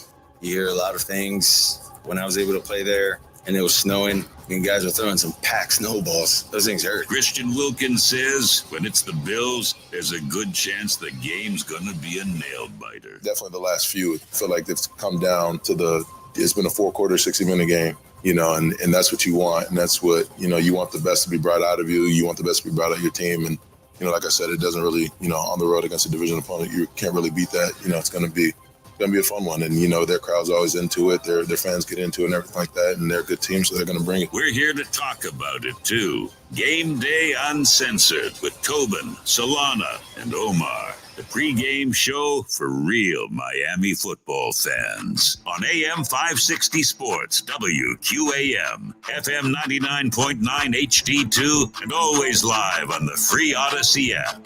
Game Day Uncensored is sponsored by South Florida Lexus Dealers. Experience amazing by Tito's Handmade Vodka. Tito's Handmade Vodka on game day? Pour me in, coach. Edmore Sawgrass Cadillac. Make sure your next Cadillac is backed by Morse at Edmore Sawgrass Cadillac. Proud partner of the Miami Dolphins by JM Lexus. At JM Lexus, you'll always get the home team advantage. And by Williamson Automotive. Williamson is Miami. All right, welcome back, everybody. It is Game Day Uncensored here with you on 560 WQAM. Streaming live on Twitch and YouTube, Miami 560 WQAM. We will get to some of your chat comments and questions coming up at the end of this hour. So start sending those in. Appreciate everybody who is checking us out there. Check us out on the Odyssey app, AUDACY, and of course on regular old transistor radio. I know some of y'all still do that too. So thank you for that. We are taking you up until the Dolphins' Week 4 matchup against the Buffalo Bills, and what is going to be an absolute monster game. It is beautiful, though, and strange for me to say this. It is beautiful in Buffalo right now. 65 and clear skies right Love now. Buffalo when it's 65, man. Listen, I know everybody's like, oh, it should always be the reverse. Look, they complained about this. I thought that they got this game in early because they were whining and crying about the Dolphins and how hot it was. Dolphins got no September home games this year. Like, what the hell was this? Hey, man, that's the best thing that you can happen, especially when you're winning and have success on the road, because in December, they strategically did this. There's a myth out there, and it's not really a myth. I believe it's truth, that NFL teams can make one request to the schedule makers that the schedule makers will work and try to oblige. A lot of the times, and I've heard this in the past, a lot of times the AFC East teams will say, we don't want to play Miami in September. Like, we don't want to play 1:00 games in September in South Florida. Like, everybody wants to avoid it. Okay, so obviously some teams must have said that. And the Dolphins can make a request, and I do believe I heard that their request was to finish the season at home. I like that. And that's important, to play those December games at home while you're making a push for playoff seeding and push for a playoff bid. That's huge. But it only becomes huge when you have success in September and success on the road. And they've done that. Absolutely. So mission 1 accomplished. Yeah. Well, the mission today is trying to go take out a division opponent in their place. Mike McDaniel tells you, man, you got to be fired up for this one. I think division opponents, and you have what's been really, probably under talked about is an opponent of this caliber coming off 9-sack, 5-turnover day. If you need to be motivated for a game like this, check your pulse, or maybe consider a career adjustment. Oh, Check your pulse. Love the line. I love his catchphrases. It's the best. Yeah, check your pulse. I need to cut that up. That's a check your pulse. Check your pulse right now. I Check don't know your if you pulse do- if you're if not you- fired up right You guys now. check your pulse. Do you go wrist? Do you go neck? Do you go heart? What do you go for I'm gonna go- checking your pulse? I'm For gonna go checking one's pulse? right here. You go stethoscope? Yeah, right there. Right there? Yeah. How's it feel? Feels like a win? Feels like another 70 burger. No, now. you putting a 70 burger on Buffalo? Woo! That's the beats per minute. It's just 70. Just 70. Mike McDaniel was asked about this one because, of course, the Dolphins, their season was ended by the Bills last year, and was asked, "Is this a revenge game?" Here's In McCoach. terms of revenge, I mean, I don't think when you're playing a quality opponent in your division, there's always going to be, it's the Bills. It's a Bills game. Is the way it feels to us, and they have earned the right to be the division champion for several years, and they continue Only to play at a 3. high level. So, I think it's a very, very difficult challenge that I think our players are pumped for, because you sign up to play the best, and I think they fit that. It is interesting though, but like in a post Tom Brady world, it has been their division. They've been your daddy. They've been your daddy. Last year was I mean, every game was super close. They're still your daddy. But this is why, to me, it's more of a statement game than a revenge game. I don't call revenge. Skylar Thompson was out there. It's not Skylar Thompson. All right. You're not going anywhere with Skylar Thompson. All respect, Skylar. But you're not. That sounded disrespectful. I didn't mean it to be. But yeah, you're kind of right. It did sound disrespectful, but I didn't mean it to be. You're not going anywhere with Skylar Thompson. But you're not going anywhere with Skylar Thompson. I'm going somewhere with Tua. And so, but to me, we talk about difference last year, this year. Like, with the way this thing's humming, Omar, you go out, you put on, you're going to go with a win today, 4-0. You drop them to 2-2. You've beaten 2 division opponents already. Mm-hmm. And you got two home games coming up against some, which, looks like some stickers. Are you saying this layups? is setting you up Are you calling the next couple of layups? I with what I've seen, yes. I am. Yes. And because I've seen this team TCB, they go out there, they take care of their business. So the Dolphins, but it all starts today. If they go out there and they can get a win in Buffalo, you know what? They're sitting pretty, dude. They would be sitting pretty. I thought about this all weekend. Who predicted the Eagles to be who they were last year? They second year in that offense, they caught a wave, they caught a vibe. They were riding that wave. They rode it high, and they finished strong. And I can see that being the Dolphins this season in terms of, I do expect them to win today because I feel like they feel like we owe you one, Buffalo. Like you've taken advantage of us when we weren't at our best. You ended our season, and for the record, you hurt our quarterback 2 times. Yep. Matt Milano, you about to get it. Dirty Matt Milano. I love the Eagles comparison because, man, sometimes things just click across the board, right? Like sometimes the personnel is great, but it doesn't work out for some teams. Sometimes the head coach is great, but it doesn't work out. Other times, even if you don't have the greatest personnel, I'm not saying the Dolphins don't, even if you don't have the greatest head coach, things just click. Yeah. Right? Teams click. And the 70 burger, how we started off the show, bad teams don't put up 70 burgers. Mediocre teams don't put up 70 burgers. Like special teams put up 70 burgers. And I think we're watching it right now with the Dolphins. It was Dolphins. all on offense too. Like it was. Yeah. Hold on. And here's the thing. Mike McDaniel said, because, everybody's taking a shot at the defense, and I'm included because I'm sorry. I expect a better defense from Fangio. Like, you're not the highest paid defensive coordinator in the league for what we've seen so far. It's not impressive to me.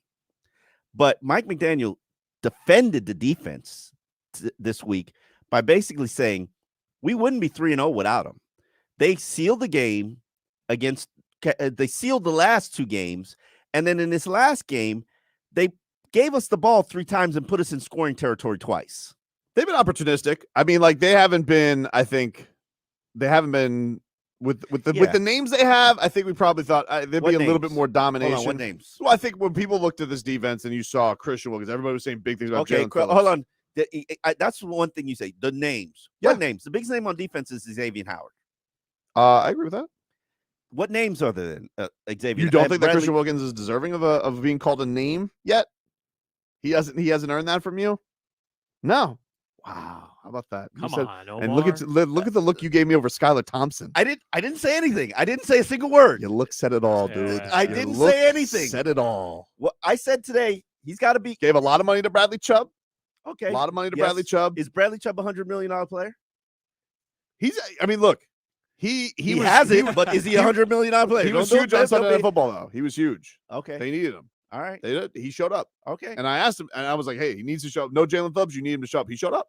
I give him props for that. That's fine. Javon Holland, this is the only guy Fangs likes. Fangs loves him. He does love him. Is he not a name though? Javon Not yet. Holland, not yet. Not yet. Really? Everybody's kissing his ass, dude. Everybody's kissing Javon Holland's ass. They love him. Yeah, I mean, because he's the it guy right now. He's Brian Baldinger's, creating Don't cut-ups. slander Baldy, dude. I love Baldy. I love Baldy too. I love Baldy. But it's like guys start to ride the wave and ride the high, and that's cool. And I know Javon Holland, fancy little 2 forced fumbles and clap it up. Hey, he knocked the ball out. Yes, I'm on record. Forced fumbles are luck, people. Wow. They're luck. They're not skill. Man. They're luck. Man. It's not like a sack or an interception. It's luck. You're stabbing at the ball all the time. Sometimes they pop out.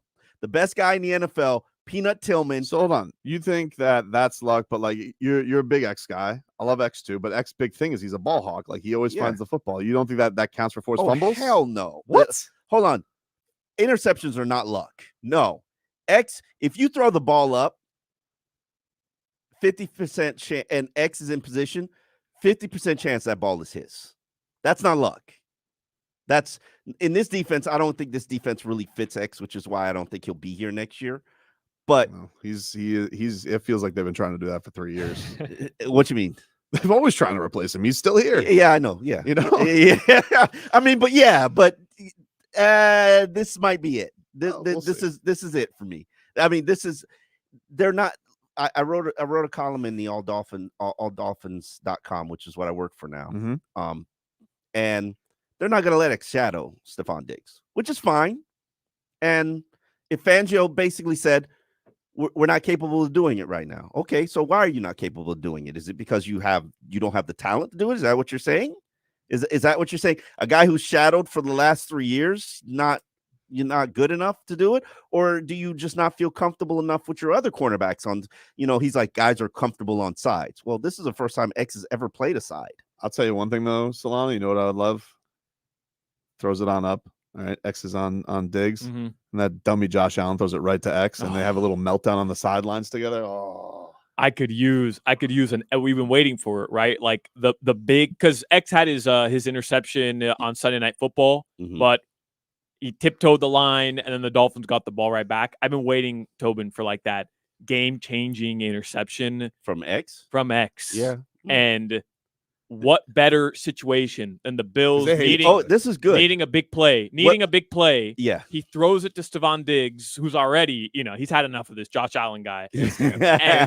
And Josh Allen throws a bad pass, costs his team another turnover, and X is celebrating while Josh Allen and Stephon Diggs are chirping. On the sideline, they're going back and forth, and they have to be separated. You want a separated moment? Hold on. You want a moment like that? Okay. Check your pulse, Omar. I want a moment. Check your pulse. I want Xavier Howard to send them into a viral Twitter moment. What I love about this game is, Josh Allen's not accurate, even though this is a career accuracy year for him. He's like at 70%, which is ridiculous. But I believe in Ken Dorsey. I'm a huge Ken Dorsey fan.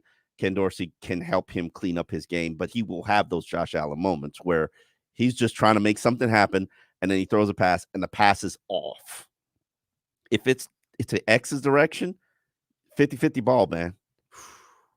And I think X has issues with Stephon Diggs, which is why they don't really, because Stephon Diggs is a push-off guy. Mm-hmm.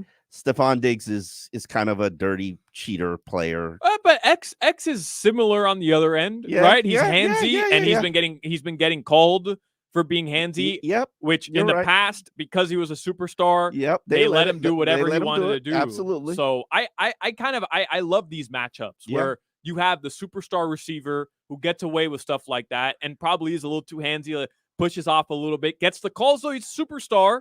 And then you have, Xavier Howard, who maybe has lost a little bit of that luster. Oh, are you saying around the league? You think the luster is lost? I think a little bit. I think a little bit of that respect for him. That's what I don't understand. Level. He's got 29 interceptions, which is the most in the NFL since he's entered the league in 2016. Everybody's like, "Oh, he's done. He's washed." I'm not saying that though. I know you're not washed this year. I think he's looked good. He's looked good, but Tobin, some of those penalties that have been called on him. Yeah. That's the give. Like he will do that to Mike Williams, so Mike Williams doesn't toast him, but like he'll come up with a pick at some point. Like that's you're right. That's his game. He's not he's not the guy that if you have that many interceptions, people throw at you because they think they can beat you, but he's got better ball skills than most cornerbacks. He's got better ball skills than some receivers. Yeah. Seriously, if it's in X's zone and it's not a well-placed pass, he's probably coming down with it. And I didn't know how this defense would fit him, and I don't think it fits him because this defense is basically like, you give up everything in front of you. We're just going to keep everything in front of us, and we'll give you that. But we'll clamp down in the red zone. But here's the thing. Without pass rushing, that's not going to work. You need a quarterback who's going to get a little pressure in front of him, who's going to rush the throw or be off on the throw because he's been forced out of the pocket or he's scrambling on the run. And Josh Allen is that quarterback, so you're concerned about that today. I think the goal is to keep Josh Allen in the pocket. Yeah, for sure. But without the pressure, X is not going to look as. It is a little bit worse. Like that's one of the things not having Jalen Phillips today because he is that big, that fast, that athletic. To get after don't Josh. do that. Don't do that. We don't. I love Von Ginks, but not having. We don't that have option. Jalen Phillips. He's not here. He's not available. He hasn't been here. He hasn't been available. No, I know, but that's a concern of mine. Like to not have him in this matchup is I think it is a tough loss. You're only the hottest team in the NFL without him. So. But this is the best team you've been taking on. Yeah, this is that matchup you want him there for, right? You want to be able to stifle Josh Allen. You want Josh Allen to feel as unsecure in the pocket as possible, force him to get outside, and then Bradley Chubb and Jalen Phillips, these two freaks, can go chase him down, sack him, and hopefully force him to turn the ball over. And I think we're all confident in Van Ginks at being able to make plays. Like we saw it already on Sunday Night Football. Ooh, that's sexy. Man. Jalen Phillips out there, like it's another ball game. We'll take a quick break here on Game Day Uncensored. Take a look at some of the fantasy things that you can go into this game, plus big injuries around the NFL too going into this week 4. Back with more Game Day Uncensored after this. Game Day Uncensored on AM 560 Sports.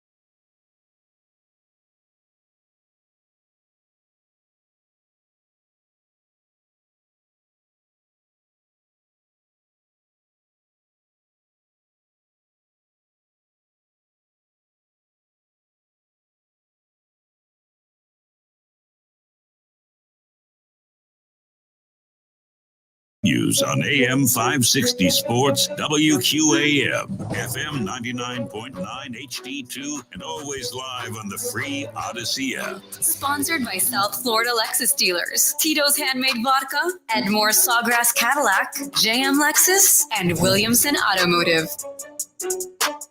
All right, welcome back in, everybody, to Game Day Uncensored here on 560 WQAM. Week 4 of the NFL season is upon us right now. We have one game going on in London. You have the Jaguars up on the Falcons, 17-7. 5.5 minutes left there in the third quarter. Falcons have the ball and are looking to try and make this an interesting game. Jacksonville had this very much in hand early on. The other big story today, Deshaun Watson out for the Cleveland Browns. So they are going to be starting Dorian Thompson-Robinson, their backup QB today. Oh, I like him. I do. If you have fantasy, pick him up. Oh, my goodness gracious. I love that kid. David Njoku, by the way, is going to try play today. Wow. So is he going to wear that plastic mask? I don't know. I don't know. If you guys haven't seen it, David Njoku, former Kane, Browns tight end, walked into the stadium today with a mask over his face. He suffered burns from his fire pit incident at his house. He looks like a Halloween costume. He looks scary. And he is but he is going to give it a go today. So if you do have him, I guess maybe tread lightly if you have him in fantasy, because I don't know if he's going to be able to go, but he's going to try and tough it out. So that's news there. And then the Raiders, they are starting Aiden O'Connell today at quarterback because Jimmy Garoppolo is out with a concussion. So there's a couple of QB starts. Who do the Raiders have this week? Who do they have? Chargers. All right. Well, good luck. Good luck to the Raiders on that one. And then the Bears, they have benched Chase Claypool because he doesn't try. That's why. Yeah. But, I mean, makes sense. Also, their team sucks. So, I mean, do what you got to do with that. But, Solana, what do we got for fantasy here? Let's get to our fantasy watch.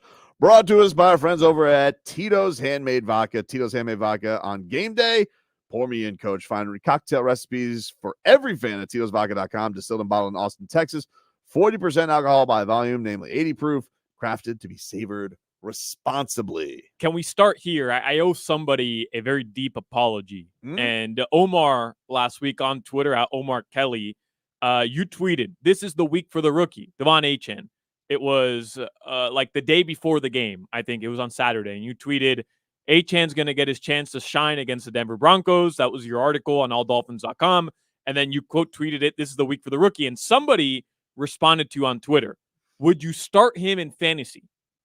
Brian MM91. Yes. And you sent him my way. And you said, "I don't know anything about fantasy. Ask Solana because he plays fantasy." And I responded to him, "Hey, I would not start him in any league unless you're in like a 14 or 16 team league. Just didn't think it made sense." Well, cost him a victory, didn't you? Yeah. Probably cost him a victory. And Devon Achane must have scored 50 or 60 points. So Brian MM91 on X or Twitter, I am deeply damage sorry. is done though. You probably over. You cost some money. You cost some the league. And I will say we do a betting focus on all Dolphins podcasts that I do with my guy Poker Todd, and he was saying put some money on Devon Achane to score 2 touchdowns, and I was like, "You're crazy! Like that's wasted money. That's like throwing away money." I believe Poker Todd made $20,000 off that one bet. That's crazy, man. But it doesn't make sense, right? From a fantasy perspective, the guy who had 0 carries all season long to start him in a league, like you're basically it's a shot in the dark. Is he what had you're one hoping carry for. for 5 yards before that last week's game, and like how that doesn't happen in the NFL. It very rarely happens where the week 3 the rookie running back who had 1 carry through the first couple weeks all of a sudden explodes for 4 touchdowns. I think it would be wise, and I don't play fantasy, but this will also be a game that he's featured.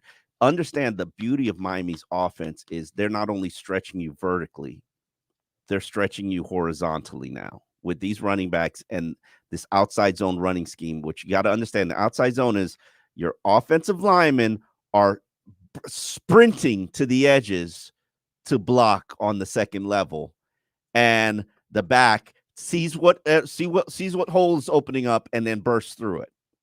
Devon Achane is an outside zone running back. Mike McDaniel specializes in finding outside zone running backs.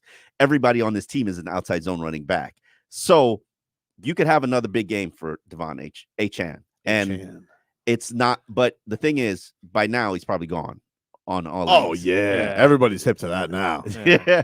He was good. But excitingly enough for the Dolphins, Waddle's back. Yeah. That today is. I think Waddle's going to have a big game. Yeah. He killed the Bills last year. He did a great job. Did a great job against Buffalo last year. I think every game that he played in against Buffalo, he had, remember that week 2 or week 3 catch where Tua steps up into the pocket right before the end of the half, and he just popped it right in for Waddle, and Dolphins end up scoring on that drive, ultimately won them the game. And then in Buffalo last year, it was Mostert balling, but it was also Jalen Waddle, man, making stuff happen. I've got a very interesting stat for you guys. In his 4 games against the Buffalo Bills, Tyreek is averaging 8.1 yards per carry. I mean, per reception. And you know how much Jalen Waddle is averaging per reception against Buffalo? Take a guess. 10? 16. 17.2. That on 17 receptions. So yeah, I mean, obviously Buffalo's strategy is to take away Tyreek, just like just about everybody team's strategy is to take away Tyreek. They're probably going to bracket him. That's going to leave a lot of one-on-one coverage for Jalen Waddle. But Waddle hasn't had that breakout game yet this year. No. And then he missed a 70 burger. I know he had to be bummed about that. He missed a 70 burger, and he probably could have played, right? Like he maybe could have played. Not with this regime. They're right. extra cautious. But I'm just saying, like he probably could have played. Oh, he wants to come back this week, especially in Buffalo. Put up numbers. Man. Mike McDaniel is going to feed him too, because he's like, "Hey, buddy, you're being left out of all the fun. Let me get you involved in this action." I like that. That's Mike McDaniel way. That is his way, and I love that about him. Yeah, he's like, "Hey, I don't want you to feel left out, buddy. Let's give you some opportunity." So yeah, Jalen Waddle. If you have him, you definitely want to start him. All right, we'll take a quick break. The actives and actives are out for the Miami Dolphins, and there is a big one. We'll get to that coming on up. Gameday Uncensored back after this. Text WQAM on the Kendall Toyota text line at 305-567-0560. Kendall Toyota is all about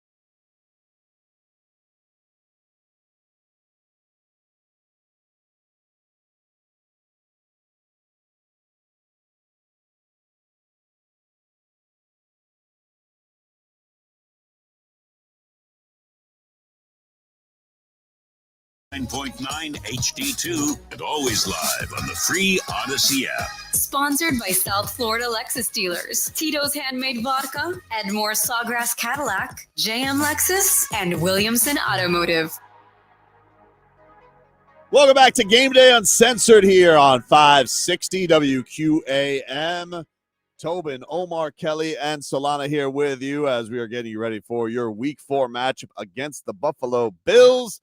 And it is time to get to our actives, inactives, which are brought to us by JM Lexus. When it comes to loyal fans, it's JM Lexus with a 4.8 Google rating and over 13,000 reviews.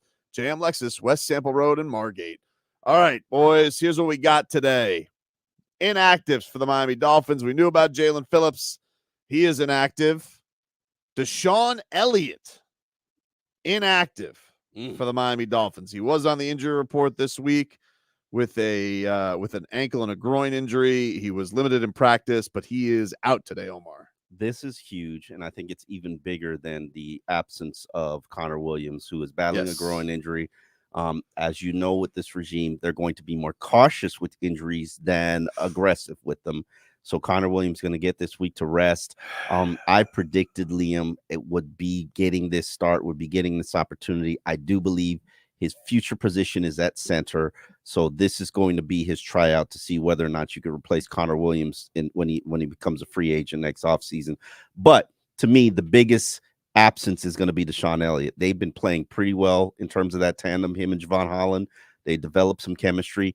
Now, the question is who replaces him, who steps up? And I don't have the answer for that yet because I think you're probably going to see a combination of Elijah Campbell, who I would argue is your second best second best safety based on what he'd done in training camp before the injury, or Brandon Jones. Now, they both bring something completely different to the table. Elijah's a former cornerback. He's got good coverage skills. So when you see those scramble ball plays, which is what you're going to see against the Buffalo Bills, he's going to be able to hang with a Stephon Diggs coverage-wise, whereas Deshaun Elliott probably would not. And also Brandon Jones probably would not. Just people don't realize this, but Brandon Jones is pretty horrible on coverage. You mentioned that. His teammates are terrified of him in coverage as a deep safety. That's why they call him. So you're telling me like when like, you know, they gather their kids around for a bedtime story or a ghost story, they say, "Oh, let me tell you about Brandon Jones in coverage." Yeah. But they call him Blitz Boy for a reason. He's very effective in the box and attacking quarterbacks. I'm always curious how you choose to play a Josh Allen, because sometimes teams use a spy. The Dolphins have done that over the years in terms of they assign one player to spy him and go where he goes, doesn't move, just in case he scrambles. It's been Jerome Baker from time. It's been Javon Holland from time. Hell, it's been Walt Aikens, which is when it kind of began. You have to have a guy with size, so it can't be a small guy like Elijah Campbell or Brandon Jones, because I don't think Brandon Jones has that size. And it has to be a guy who's physical to take him down, but also has to be a guy who's fast, because Josh Allen runs pretty fast. So to me, I think it's going to be a combination of both safeties, and I have no idea how to call that one. Eli Apple is also inactive. He was on the injury report this week with a neck injury. Was a full participant in practice though, so that was are you surprised that he's not playing? No, because cautious from this standpoint. I think he was a guy who pretty much lost the starting spot to Justin Bethel. Yeah, I don't think that was going to change. He was pretty much going to be the backup. They're comfortable right now with where they are with Justin Bethel from a coverage standpoint. He's pretty much been a special teams guy most of his career. He's a 12-year veteran, so this is going to be his opportunity. But the one thing that playing Justin Bethel on this unit does is it weakens special teams. And you know that's probably the Achilles heel of this team. So a young guy like Cam Smith is probably going to have to step up as that gunner. And I think he played pretty well against the Patriots as a gunner. So but he was inactive last week. I guess I don't know what the root of that was. Maybe a bad week of practice, a bad week of taking his tests, because people don't realize Dolphins take tests on game plans, and you don't pass your tests, you get inactive. And I'm curious to see if Cam Smith does get into the game as a cornerback, because certainly they could use some help there. Tyler Kroft's inactive, but the big one on this one, it was kind of the biggest question going into the week. Connor Williams, inactive. You say I should be more nervous about the safety. Here's why I'm not. Because the safety doesn't have to protect Tua. And this is why I am nervous, because Liam Eichenberg is going to get his crack at starting center. And I'm not going to lie, man. There's very few things that make me nervous on this team. This man being responsible for protecting Tua is one of them. But Tobin, just to add on, because I agree, I'm more worried about this situation than the safety, even though I like what you said, Omar. You're right. The biggest thing that has gotten in the way of the Dolphins offense this season has been snap issues. Okay. And you're going into week 4 in a game we all feel is like a must win to determine just how legit this team is. It's not a must win. It's not. But it feels like it from a fan base standpoint. And important I think from a to team win. Not a must win. standpoint where it's like, we want to show everybody that the Bills aren't going to keep us from where we're trying to go. So it just feels like one of those games that, hey, you got to win this one, right?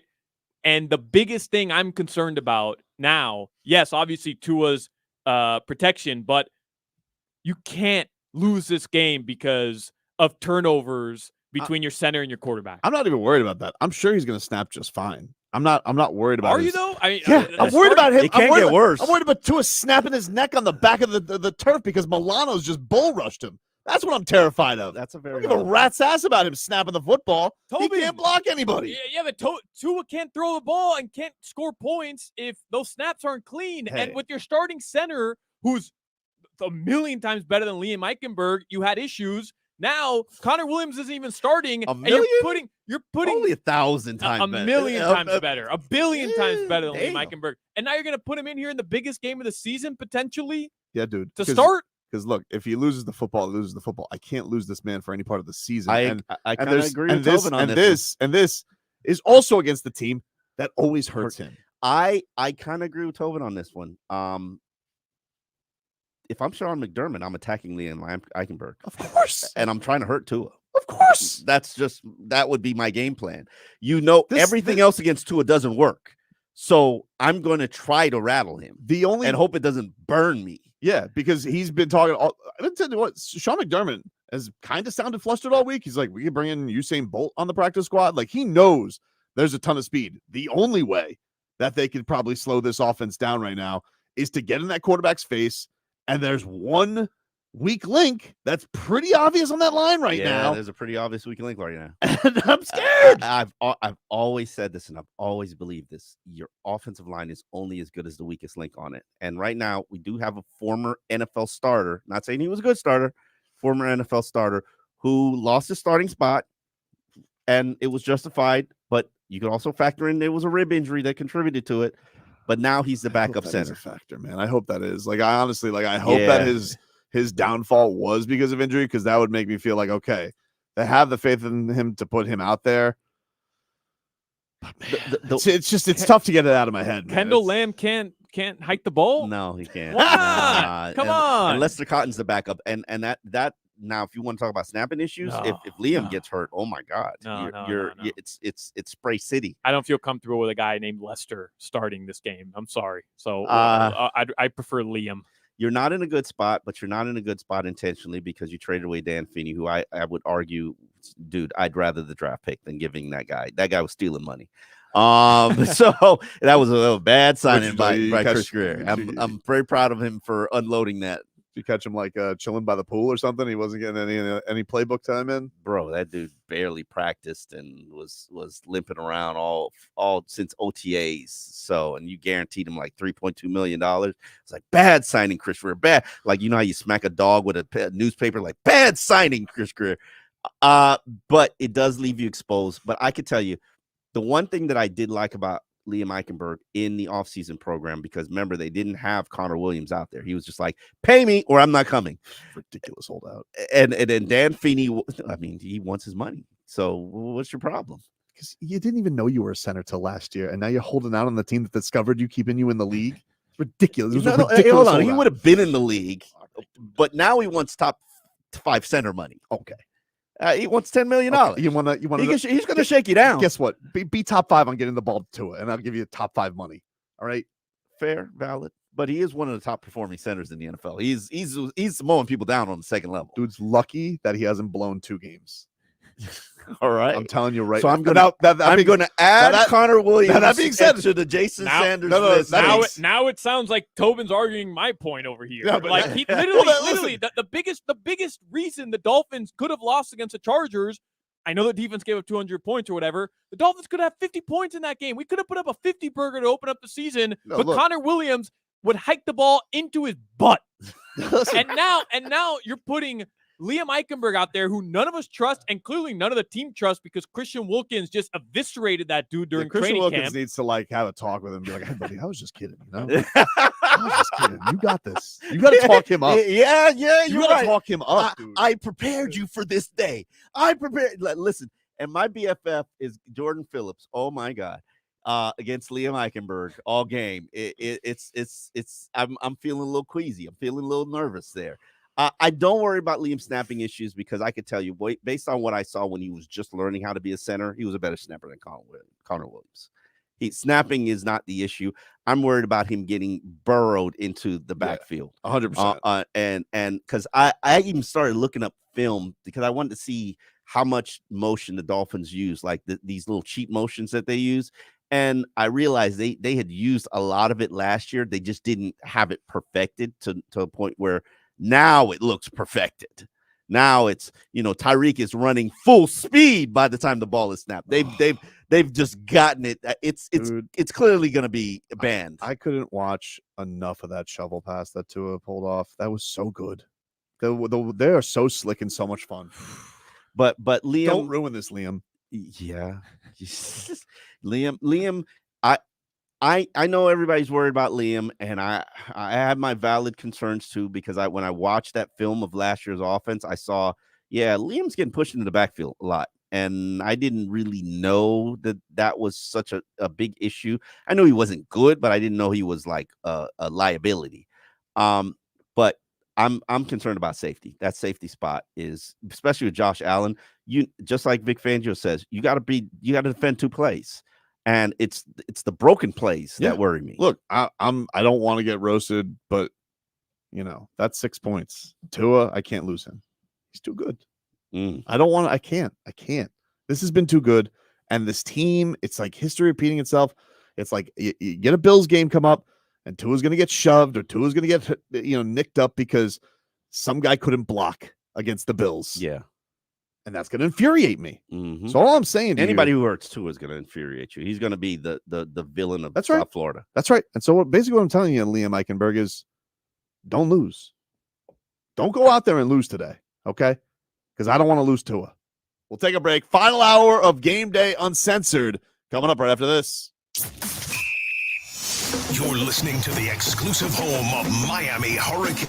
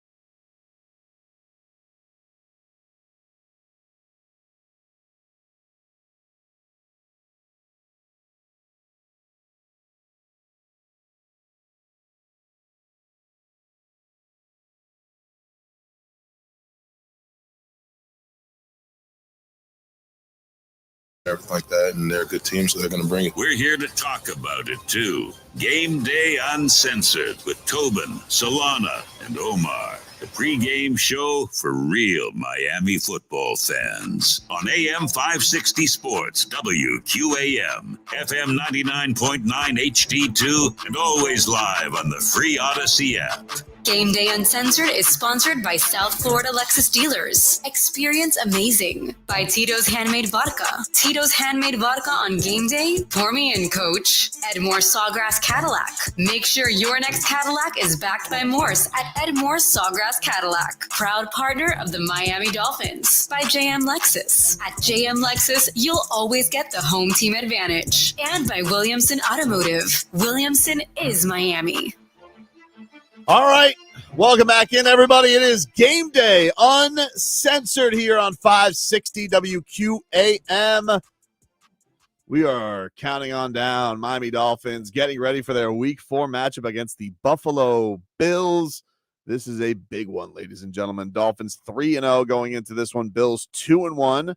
Have won a couple in a row after blowing Monday Night Football to the New York Jets.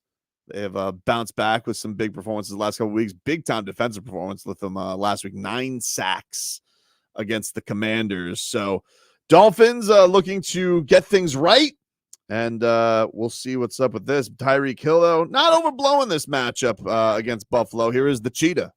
Well, to us, man, we take it week by week. You know, we're looking at this game just like any other week. You feel me? It doesn't matter who the opponent is. We're going to practice the same way we've been practicing the past weeks, and we're gonna, go out there and play our hearts out, and try to come back to Miami with a W.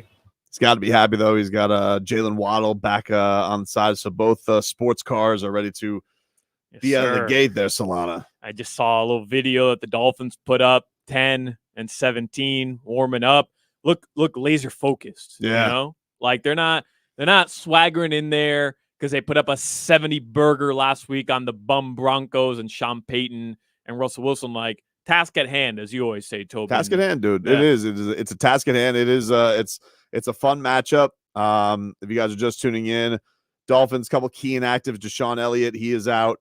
Connor Williams, he is out. So Liam Eichenberg going to get the start at center today for your Miami Dolphins. But I was interested in this. I was glad Tua addressed this week because, so much last year about Tua and his health and the longevity and all that. And I understand that. That's obviously the number one thing. But as a competitor, had to sting a little bit for Tua not to be able to be in that postseason matchup, especially one that maybe was in hand for the Miami Dolphins that kind of got thrown away. But here was Tua. Wasn't easy to see him and his team compete without him in the playoffs against Buffalo. Yeah, I couldn't help but watch it and be a fan. I knew the game plan that we went into the game with. I had the pages of things that they've worked on, and so I was able to be a fan, but also kind of get a gist of the plays that they were going to run as well. But it's always tough for any competitor to have to sit and watch their team go out there and play.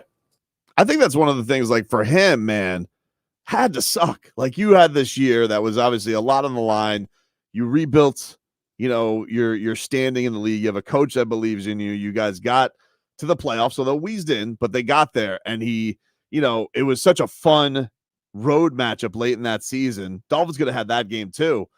And to not be able to have your crack and just watch this from the sidelines, and you don't know, like, when am I going to get clear? When am I going to be back? There's got to be part of him that's just jonesing to go out there and give the Bills something. Oh, there has to be, especially, this was a team that almost beat Buffalo with Skylar Thompson, right? And some of the mistakes that led them to losing that game, Tua doesn't make those mistakes, right? Like, he doesn't throw that interception late in the game and allow Buffalo to come back and take the lead again. So it sucked, man. And he even mentioned it. And I know Omar always says he's too honest when he says this, but he mentioned, hey, like, I questioned whether I wanted to come back from football. Like he thought about that. That question must have lasted for like a millisecond. But I he hate still the fact that questioned he said it, but he did. Yeah, he still questioned it. So I imagine this game means as much to him as it does to those of us watching that want to win this just for selfish reasons to be able to talk smack. But for Tua, I think it's a little personal. I'm not gonna lie, dude. This is if the Dolphins win this one, this is a peak smack talking game because those Bills fans, oh my God, they have not shut up. Yeah. I mean, since week 3 when they all came down to the elbow room and they left all pink and sad because they didn't realize. Crazy, it's hot in Miami. It's like it's just dawned upon them, Omar. All these bums are they're partying at the elbow room. Hey, the damn game is in Miami Gardens. Have fun paying that $70 Uber from Fort Lauderdale Beach all the way down to Miami Gardens. Hey, listen, that's the way to go, man. If you're coming to Miami, you better do it on South Beach. What are you gonna do? Stay in Miami Gardens? No, they're in Fort Lauderdale Beach. No, Stadium Hotel. That's whack. That's a drive, bro. That's a drive. They're all celebrating up there in Elbow Room on Saturday like they're going to come down and drive 5 minutes. 40-minute drive after you celebrated Elbow Room just to watch What do you Tua want them to do? Stay in Miami Gardens? rip you apart. Come on, man. They gotta be on the beach somewhere. Stadium Hotel, called a racetrack. That's where you get to stay. That's what you guys got to do here. I had my high school homecoming there. And you know what? At Calder or the hotel? Still better than hotel. Buffalo. Calder Racetrack, Stadium Hotel, still better than anything in that Buffalo. You've been to Buffalo, so several you're testifying. times. Yeah, Buffalo's a dump. I'm thankful every year I don't have to go there. In Buffalo, you know what I do? We stay at the same hotel. It's an Airport Marriott, and they have a great restaurant in that Airport Marriott. I never leave my hotel, only for the game and to go to the airport. That is my trip to Buffalo. Have you had the wings at Anchor Bar, Omar? You got to go to Bada Bing. You got to go to Bada Bing. Hey, I've been to Bada Bing, all right? And I got a damn cheeseburger salad because your menu sucked. Remember when could you imagine if they took the Bills out of Buffalo and moved them to Canada? They would have nothing left. Nothing. I love the game when it was in Canada. One of my favorite road trips is when they moved the Buffalo Bills game to Toronto. Toronto's amazing. They should get more Buffalo. Just like the Jacksonville Jaguars have to go to London for half their season soon. Buffalo should be going to Toronto. I'm sorry. I'm with you. Like, let's do it. Let's open the NFL up to Canada. Let's do it. I mean, look. You're right there. What are you going over a waterfall? It's not that much of a. It's not that much of a trek. Absolutely. Yeah, and you know what? That waterfall. Yeah, overrated. Oh. Who wants to go get wet with a waterfall? Like, I get it. All right, cool. Oh, you got it. You got to take that 45-minute drive from Buffalo to Niagara. Trust me. Trust me. Yeah. Hey, trust me. I am with you 1,000%. Oh, here we go. Only thing they have is a casino there. Hold on. Here we go. All right. Now Yeah. And He is testifying right now. And guess what? I had that experience. Tobin, guess what? The now what is nothing. You got to drive back to Buffalo. No. You can go back. You can go to the casino. There's not like an area. There's not an area by Niagara Falls. There's not like a more dangerous area. Yeah. Are there a tour? Is there a tour? Toronto. You have to cross the damn border to actually go have some fun. Make sure you Niagara have your passport. Falls, yeah. Niagara Falls. Dolphin fans, I promise you, the Buffalo trip is not worth it to you. Do not go. If you're going to pick a road game to go to, don't make it Buffalo. Unless they win today. What do you want to see? Some idiots jump through a table? Oh my God. And we're so concerned about Tua's concussions. We got a fan base that's jumping through furniture. Every Buffalo fan is like, I'm going to do it today. Hey, Billy, we've seen you morons do it for the past 2 decades. Like, I'll live without seeing more TikToks today on Sunday from Billy and Todd jumping through damn tables. You know how they like sell stuff outside stadium? They must sell like tables. There's like a cart where there's a guy with a Home Depot truck and he's just selling tables because they break so many damn tables. Yeah, there's just some guy who's just like, he probably made up the tradition just to build up his table business. And he goes, this is going to be great, Carl. We're going to have this whole fan base think that the tradition is we jump through a table, and guess who's going to be there to sell these tables? That's right, old Carl's Furniture. Carl must sell 50 tables per year. 50 tables per game, per home game. It is ridiculous, but at least it's not snowing. That's the positive about Buffalo. What are we going to do here, Carl? Check out. We're gonna light this one on fire. And then I will say, it is crazy though. Like you're driving in Orchard Park, you're trying to get to the stadium. One road last year, one 2-lane road. Yeah, and last year, 2-lane road. Not the playoff game, but the game in December. It is cold, bro. Like it is freezing cold, and it is pretty cool to see all the fans line up. And when the Dolphins buses are coming through, do they line up, Tobin? Like they want to talk smack. They want a lot of birds. a lot of snowballs hitting those Dolphins It's buses. the only tourists who come to the city. It's very exciting for them. The stadium is so weird because you're like in a neighborhood. It's like a stadium in the middle of a neighborhood. Yeah. And it's not like shopping malls or things are around it. No, it's just a stadium in the middle of some houses. It's like 2 blocks down. There's like dentist offices that were houses converted into dentist office. There's like, I didn't even know that. Yeah, I mean, it is like driving down, I don't know, like Kendall Drive, and then there's a damn stadium there.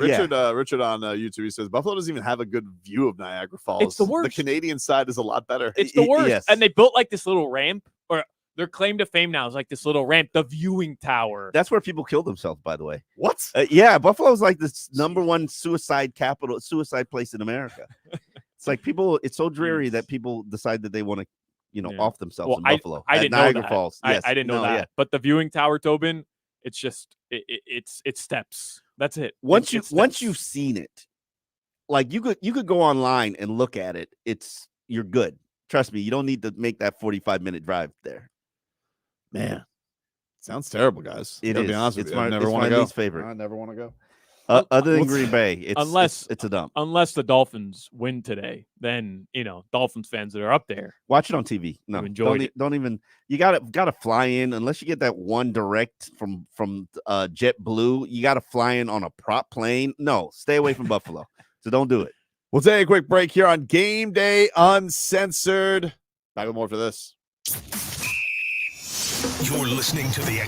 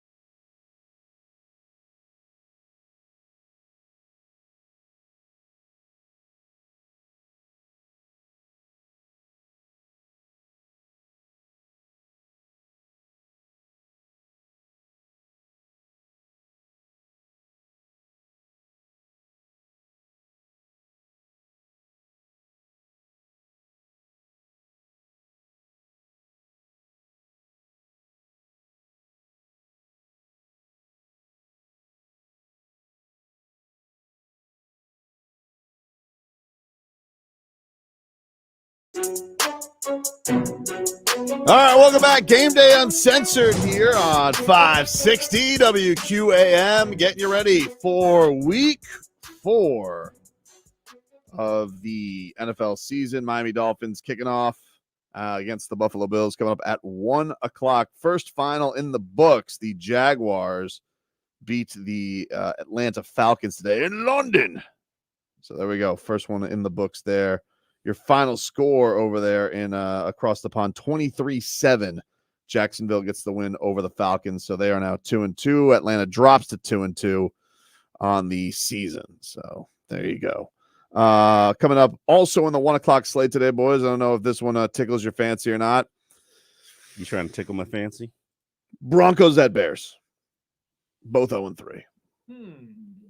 No. Fresh off giving up 70 points. Somebody's going to get their first win this season. Someone's getting it. Well, they could tie.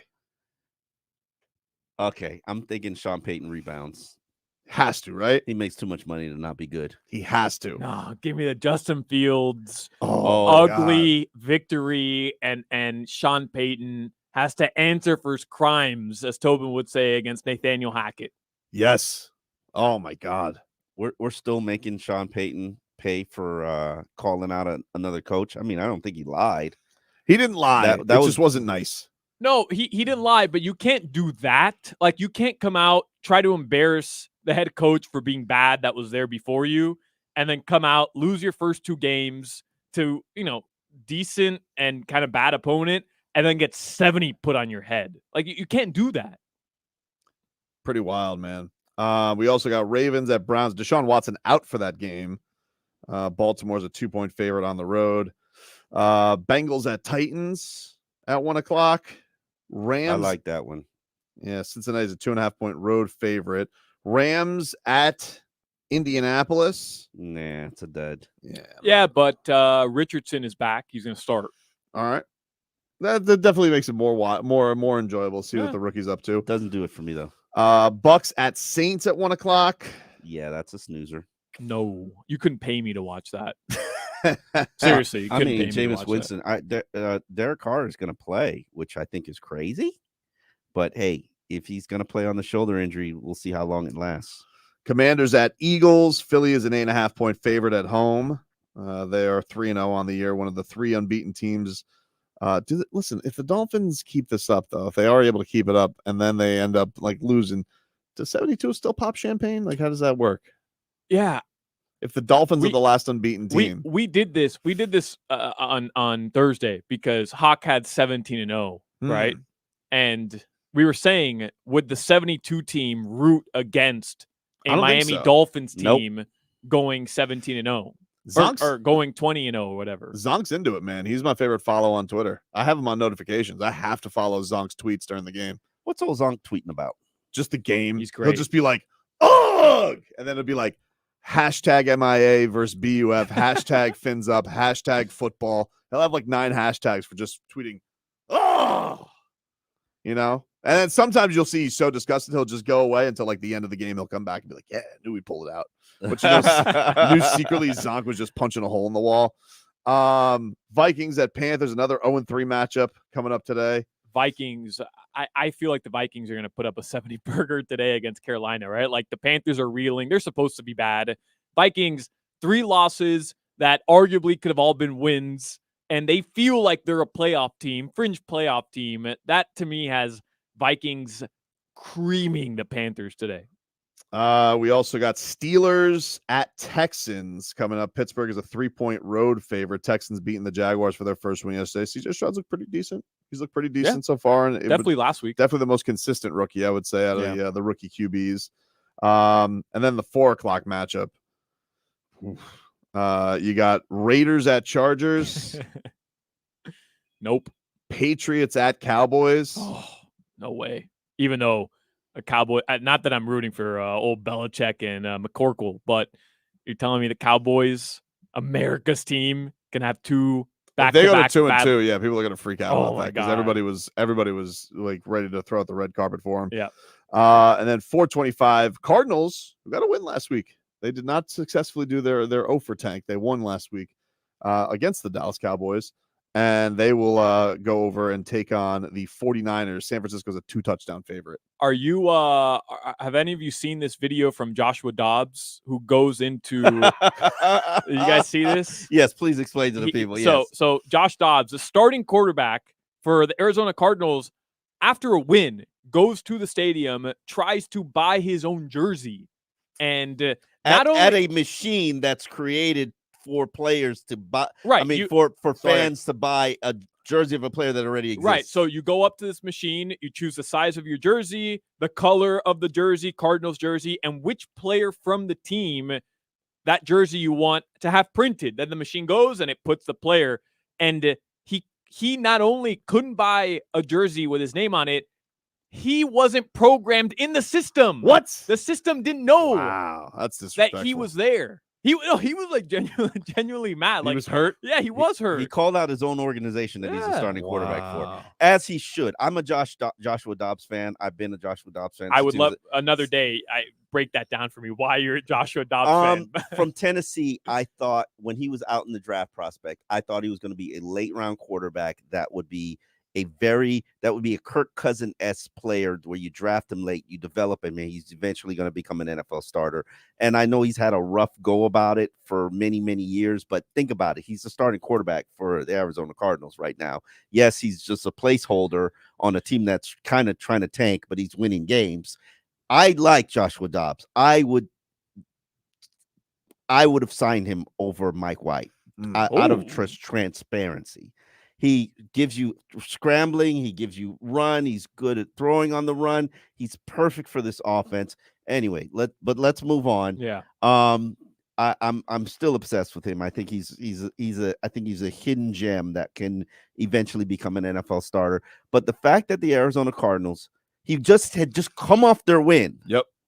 Starting quarterback, trying to get a jersey for his family, and the team store does not sell the starting quarterback's jersey. That's rough. You got to what do you got to go do? He's got to go to the equipment manager now. Hey, can you make me no? Some more They supposedly fixed it and called out his own organization. No, he posted a video and everything. Like, yeah, he was pissed. Yeah, no, I would be too. I mean, you're just trying to get jersey for your family members. Absolutely, and you can't do that. That's wild. And then finally tonight, Sunday Night Football. Of course, we're all on T-Swift watch. Mm-hmm. Chiefs at Jets. Kansas City's an 8-point road favorite. I want the NFL to let Taylor Swift go. Really? You're done with it already? Wow. It's an unhealthy obsession. They just started their relationship, and we're going to tank the relationship. Give Travis Kelce a chance to make it work. Like now, she can't even go and support him. It became a thing all week in the news cycle. Yep. Good Morning America is discussing their relationship. Taking over TikTok. Can you imagine if Good Morning America is discussing your relationship with somebody? Yeah, but that's what happens when you're Taylor Swift. Like whoever she dates, that's going to be the case. You think that's healthy? I think if anything, it's tougher on Kelce, man. Like this guy went from being able to just he's famous. He spoke it into existence on his own podcast. He did. But Kelsey's famous, right? But he's famous. He was not never Taylor Swift famous. He was not Taylor Swift famous. You think people were checking into where he was living before this? Checking in how much he's paying rent? His exes are getting interviewed on Inside Edition. Yeah, man. If I haven't been with you in 7 years, you should not be qualified to give opinions on me. Crazy. If anything, I don't really feel bad for Taylor Swift. She's used to this. This is her life. Anywhere she goes, she has to rent it out 3 weeks in advance and have security there. Kelsey could go to the bar and eat wings if he wanted to, and maybe some weirdo like me would go up to me yo, let me get a selfie. But now, I mean, he is Taylor Swift famous just because she went to a game with his mom. Yeah, that's weird. Where's the hierarchy on girls you can date that would create that reaction? I mean, obviously Beyonce's up there, which is kind of why she married Jay-Z. Mm-hmm. But I don't think there's anybody bigger right now. I think that's between how I'm not a Swiftie, so I don't know how popular her she spans all ages. She spans all my daughter loves Taylor Swift. She's 11. She's telling me, oh, Dad, can we get tickets? I'm like, no. And it's but that's how I don't think you love her. Spans. Sorry, dude. It is what it is. I don't know it sounds like you don't love your daughter. I don't know what to tell you. You really? That's it? That's the effort? I'm name your favorite album. She's Red. I'm damn it. You have an answer for me. And I have to go look if that's even a thing. How old is your daughter? She's 11. Oh, I think you suck as a dad. Come on, it's Taylor Swift, bro. You should try. Hey, listen. No, you're like, no, you're just like out of it. Like, it's like it's a thing. And then I was like looking at the tickets because I wasn't on like the queue, and I was like, $1,000 just in the upper deck. Holy no thanks. $1,000 a piece. Easy. A piece. Easy. $1,000. You know what? It's a better seat. The movies, bro. Yeah, our concert's going to playing in. Take her to that. I'm happy to do that. First $30. front row, huh? Whatever she wants. Omar, First front row. Omar, people, I shouldn't say people. Thousands of people stand outside these venues, to hear the music and sing together just to hear the music. Yeah. Thousands. No thanks. Wow, I take that back. I'd like to apologize to Thank you and you, your man. father skills. I'm a vet. I feel like I feel like you got to pick your battles, Omar. You're gonna learn. Yeah, I mean, you're gonna learn. It's either mortgage or Taylor Swift concert tickets. Yeah, yeah, you're gonna learn. It's well, we gotta learn compromise. I mean, yeah, we gotta learn compromise. Teach her that in life. Like, sorry. Yeah, have your priorities. If it was like a monster thing, like, hey, you graduated, you get Taylor Swift tickets. Cool. All right. Well, there's some you gotta save up for, but like cure cancer. Yeah. Like you do something monster, we could talk Taylor Swift tickets, but like right off that, to sit where? $1,000 a piece to sit in the upper deck? Wow. Taylor Swift. Anyway. I think you don't have the juice here at Odyssey. I'm just saying. Yeah, I was gonna say I don't know how much they're paying you for this, Tobin, but what they're paying me, I'm not even able to park at the damn Taylor Swift concert. So Solana, we have Javon Holland. He's on Hockman and Crowder every single week. Yeah, and at Hollywood Kia, you guys do this every Tuesday. Yes, sir. And he had a couple of nuggets this week with you guys on the show. So what is this first one? This first one, Mike McDaniel in the stands, like. What the hell happened? This went viral this week? Yeah, so you guys all saw the guy. He's been going to a couple of these games. He's dressed like Mike McDaniel. He's got the headgear on. He's wearing like the Mike McDaniel team official. He's a Mike McDaniel Dolphins. doppelganger. I love that. And he has like a playbook out there. And one picture went viral where it was turned into a meme where he's like talking to a fan in the stands. It looks like Mike McDaniel. And somebody put on the meme like, Dolphins were beating up the Broncos so bad McDaniel was in the stands having fans call plays. And this went like mega viral on social media. And we brought it up to Javon Holland. And what he said, a text message he got from a friend, was absolutely hilarious.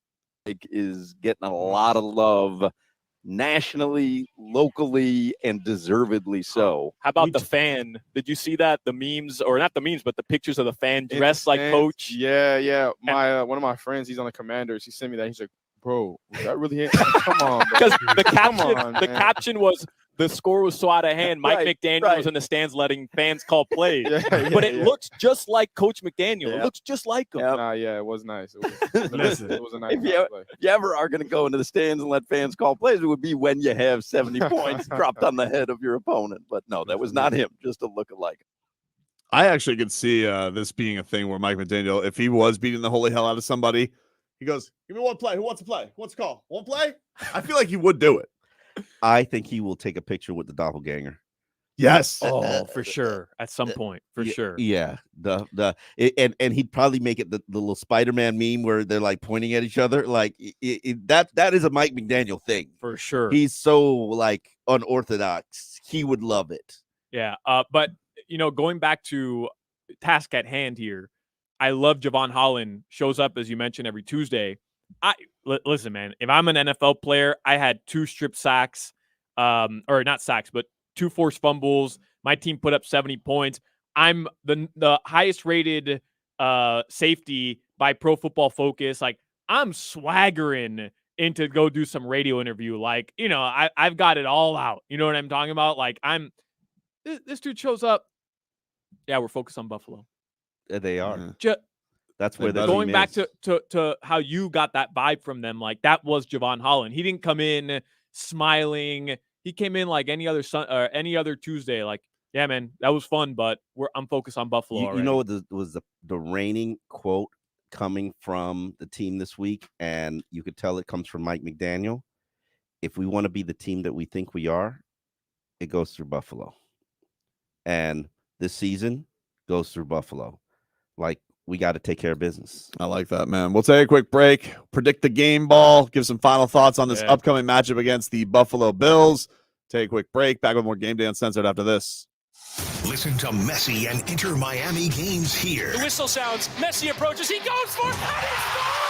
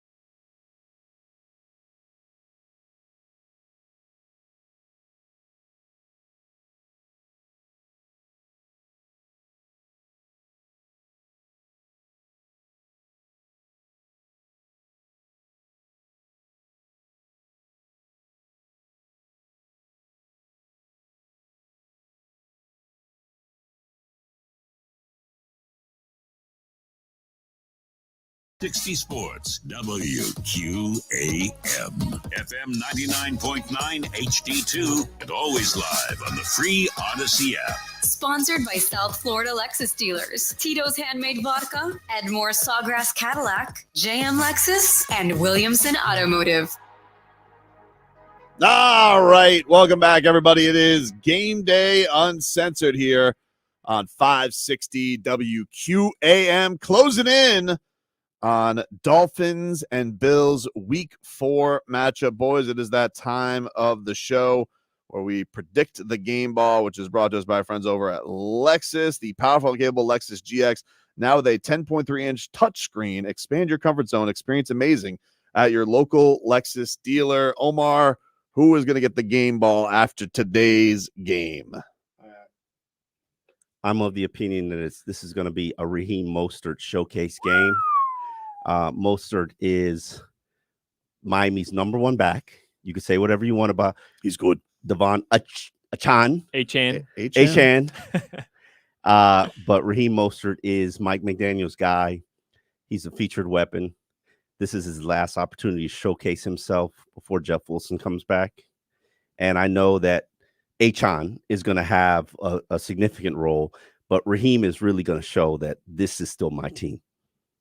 Yeah, he's been and that stuff he talked about making himself harder to tackle. That's definitely bared out this year. He's been so good this year. I mean, really has anybody who was talking about star running backs, including myself, I mean, he has shut me the hell up this year. 5.6 yards per carry against the Buffalo Bills throughout his career. All right, Solana, who's getting the game ball today, dude? I hate doing the easy pick here, but I haven't chosen Uno yet, and I'm going to. I think it's Tua, man. I think everything Tobin was saying earlier is very true with Tua. Maybe he won't say it publicly, but the fact that this has been the team that, he's had issues with in terms of injury, right? They've hurt him. Now he gets to go into Buffalo, where last year they had a fourth quarter lead, and they kind of blew it late, okay? And they had a chance to win the game, and they kind of blew it. And then he doesn't even get the chance to play in the playoffs. He has to watch Skylar Thompson lose that game. I think Tua wants to come in here and send that message. That one, this team's going places, and it's not going to be the Bills to keep them from going places. And two, I'll say it, he's better than Josh Allen. Wow, I like it. I'll say it. I like it. I'll say it. I have a column on alldolphins.com that I wrote this week, and I'll tweet it out again. This is the first time I've ever heard a team talk about their starting quarterback. Like, yeah, this guy's the chosen one. He is him. I love it. And these are quotes, and it's not just because of the winning streak. They were talking about him like that before the season began. That's why Robbie Chosen's got to change his name again. Why? Because he's calling, we have the chosen one on the team, but then Robbie Chosen, his name is Chosen. So it's a little confusing, Omar. Hey, it's Chosen and then put Uno to put, yeah. And Robbie Chosen's pissed that Tua's number one. Like, he's probably had that conversation with him. Like, hey, why don't you change your number? Why don't you change your number, Tua? Because Chosen won. He did have a great arrival to the Dolphins where he was at the club and he had the Tua jersey come out. So I thought that was, good call. So they could have their first link up because it was Mike White who got to throw him the touchdown last week. People don't really appreciate how much Chosen really wanted to be here, and part of the reason is he wanted to be here is because he wanted to play with Tua. Yeah, people believe in Tua, which is Fast forward to week 3, he's getting 70-yard bombs from Mike White. But I love it. It was such a fun show, and if they could do that again, man, we're gonna be having a hell of a conversation next week if the Dolphins can get this done. I'm going with Jalen Waddle in his return. I think that he usually has monster performances against the Bills. I haven't seen a Penguin dance yet. Need me a Waddle in the end zone. I hope that he gets it done this week. I think that he will. And it's just fun to go into a game and feel like it almost feels like we go into every one of these games now. It's like, what are we going to see that we haven't seen? What are they going to pull off in this game? What does Mike McDaniel have up his sleeve, whether he's in the stands or in the sidelines? The man seems like he's just in his bag right now with just his play calling, having this team on message and on point. And that's what's really exciting. And I think that, this Bills team that, came into the season with a little bit of adversity, a little bit of, is this the end? Is this the end of their reign? You don't want to give them the confidence that, oh, no, it's still our house. It's still our division. if you can go and get that done today, I think it's going to change a lot of conversations about this season. I think they're going to have to do a lot of soul searching in the mirror themselves, because that put 2 division losses on them already to start the season. So it's a huge, huge opportunity coming up here in about 15 minutes for Miami. This one really has the opportunity to be one of the biggest wins in a long time. And it's crazy to think that in a week 4, but it's true. It's true. This is going to be, if they get this game today and then go to 4-0, my God, we're off to the races, baby. It feels like it could be a changing of the guard of sorts, right, in the AFC. Bro, Dolphins have won the AFC East once since 2000. Do I have that right? Yeah, 2008. And the first time, the only time before that was, 2001, I think? So, I mean, you're looking at a division that was dominated by Belichick, Brady, and the Patriots for 17 years. And then the Bills kind of overtook it, and everybody is like, oh, it's the Bills division for the next decade. And then all of a sudden Aaron Rodgers comes in. They're like, well, the Jets could challenge it. But here come the Dolphins. Well, I'm curious to see, because like McDermott was really, I don't say he seemed flustered in the week, but he was like, he put a lot of respect on what the Dolphins and Coach McDaniel are doing on offense. And I'm curious to know if that's gamesmanship or if that's a guy who really does think like, holy crap, this is something really hard to stop that's coming in. I don't know if we have the ponies to do it. I think it's legit. And the reason why I think it's legit is because the Dolphins throw so much stuff at you that you have to get prepared for. There's not enough hours in the week for you to prepare your team for everything that they're doing. And so something's going to fall between the cracks. And the question is whether Mike McDaniel can find that. It's so exciting every time. You're just thinking about the movement that they got, the speed that they got. Now they got new running backs that are fast. Now Robbie Chosen's out here. He's fast. Now Jalen Waddle's back. And then you got Mostert on top of it. It's like it's like choose your fighter. They got so many options out there. No. And Chosen, you mentioned it. We talked about it. Waddle, Tyreek, Chosen, Devon, and Raheem on the field at the same time. You've got all 5 players who can run 4-3, and they can all challenge you. Imagine you going 5 wide in that, where all the backs are out in the backfield and the back is empty. Exactly what do you do with that as a defense? I have no idea. Except pressure Tua, try to hit Tua, which we know is going to be the game plan. Please, Liam Eichenberg. Please. I think Liam is on your hated list, right there underneath Jason Sanders and Ryan Fitzpatrick, which I'm sure. We almost went a whole show without you showering Ryan Fitzpatrick with hate. Did you see this week Jared Goff give him the business? No, I did not. Jared Goff, because apparently Ryan Fitzpatrick called Jared Goff a poor man's Matt Ryan, and Jared Goff did not like that. And he goes, oh, yeah, I heard you. Did you say something about me that I'm not a poor? And he said, I'm not a poor man's anything, which kind of gets back to the whole point of why is Ryan Fitzpatrick out here talking smack about people? He's never made the playoffs. I mean, like Jared Goff, I get it. Jared Goff's nobody's favorite, but he's been to a Super Bowl. He's thrown for 4,000 yards 3 more times than Ryan Fitzpatrick ever has in his career. Ouch. Like, I did not see that moment. To me? Oh, I'm going to send it to you, dude. It was a doozy. Like Jared Goff was like literally he was like, I'm offended that you, Ryan Fitzpatrick, have anything to say about me. And that's Jared Goff. Wow. Yep. I'd love to see him. Do they call the Dolphins game? Black Friday.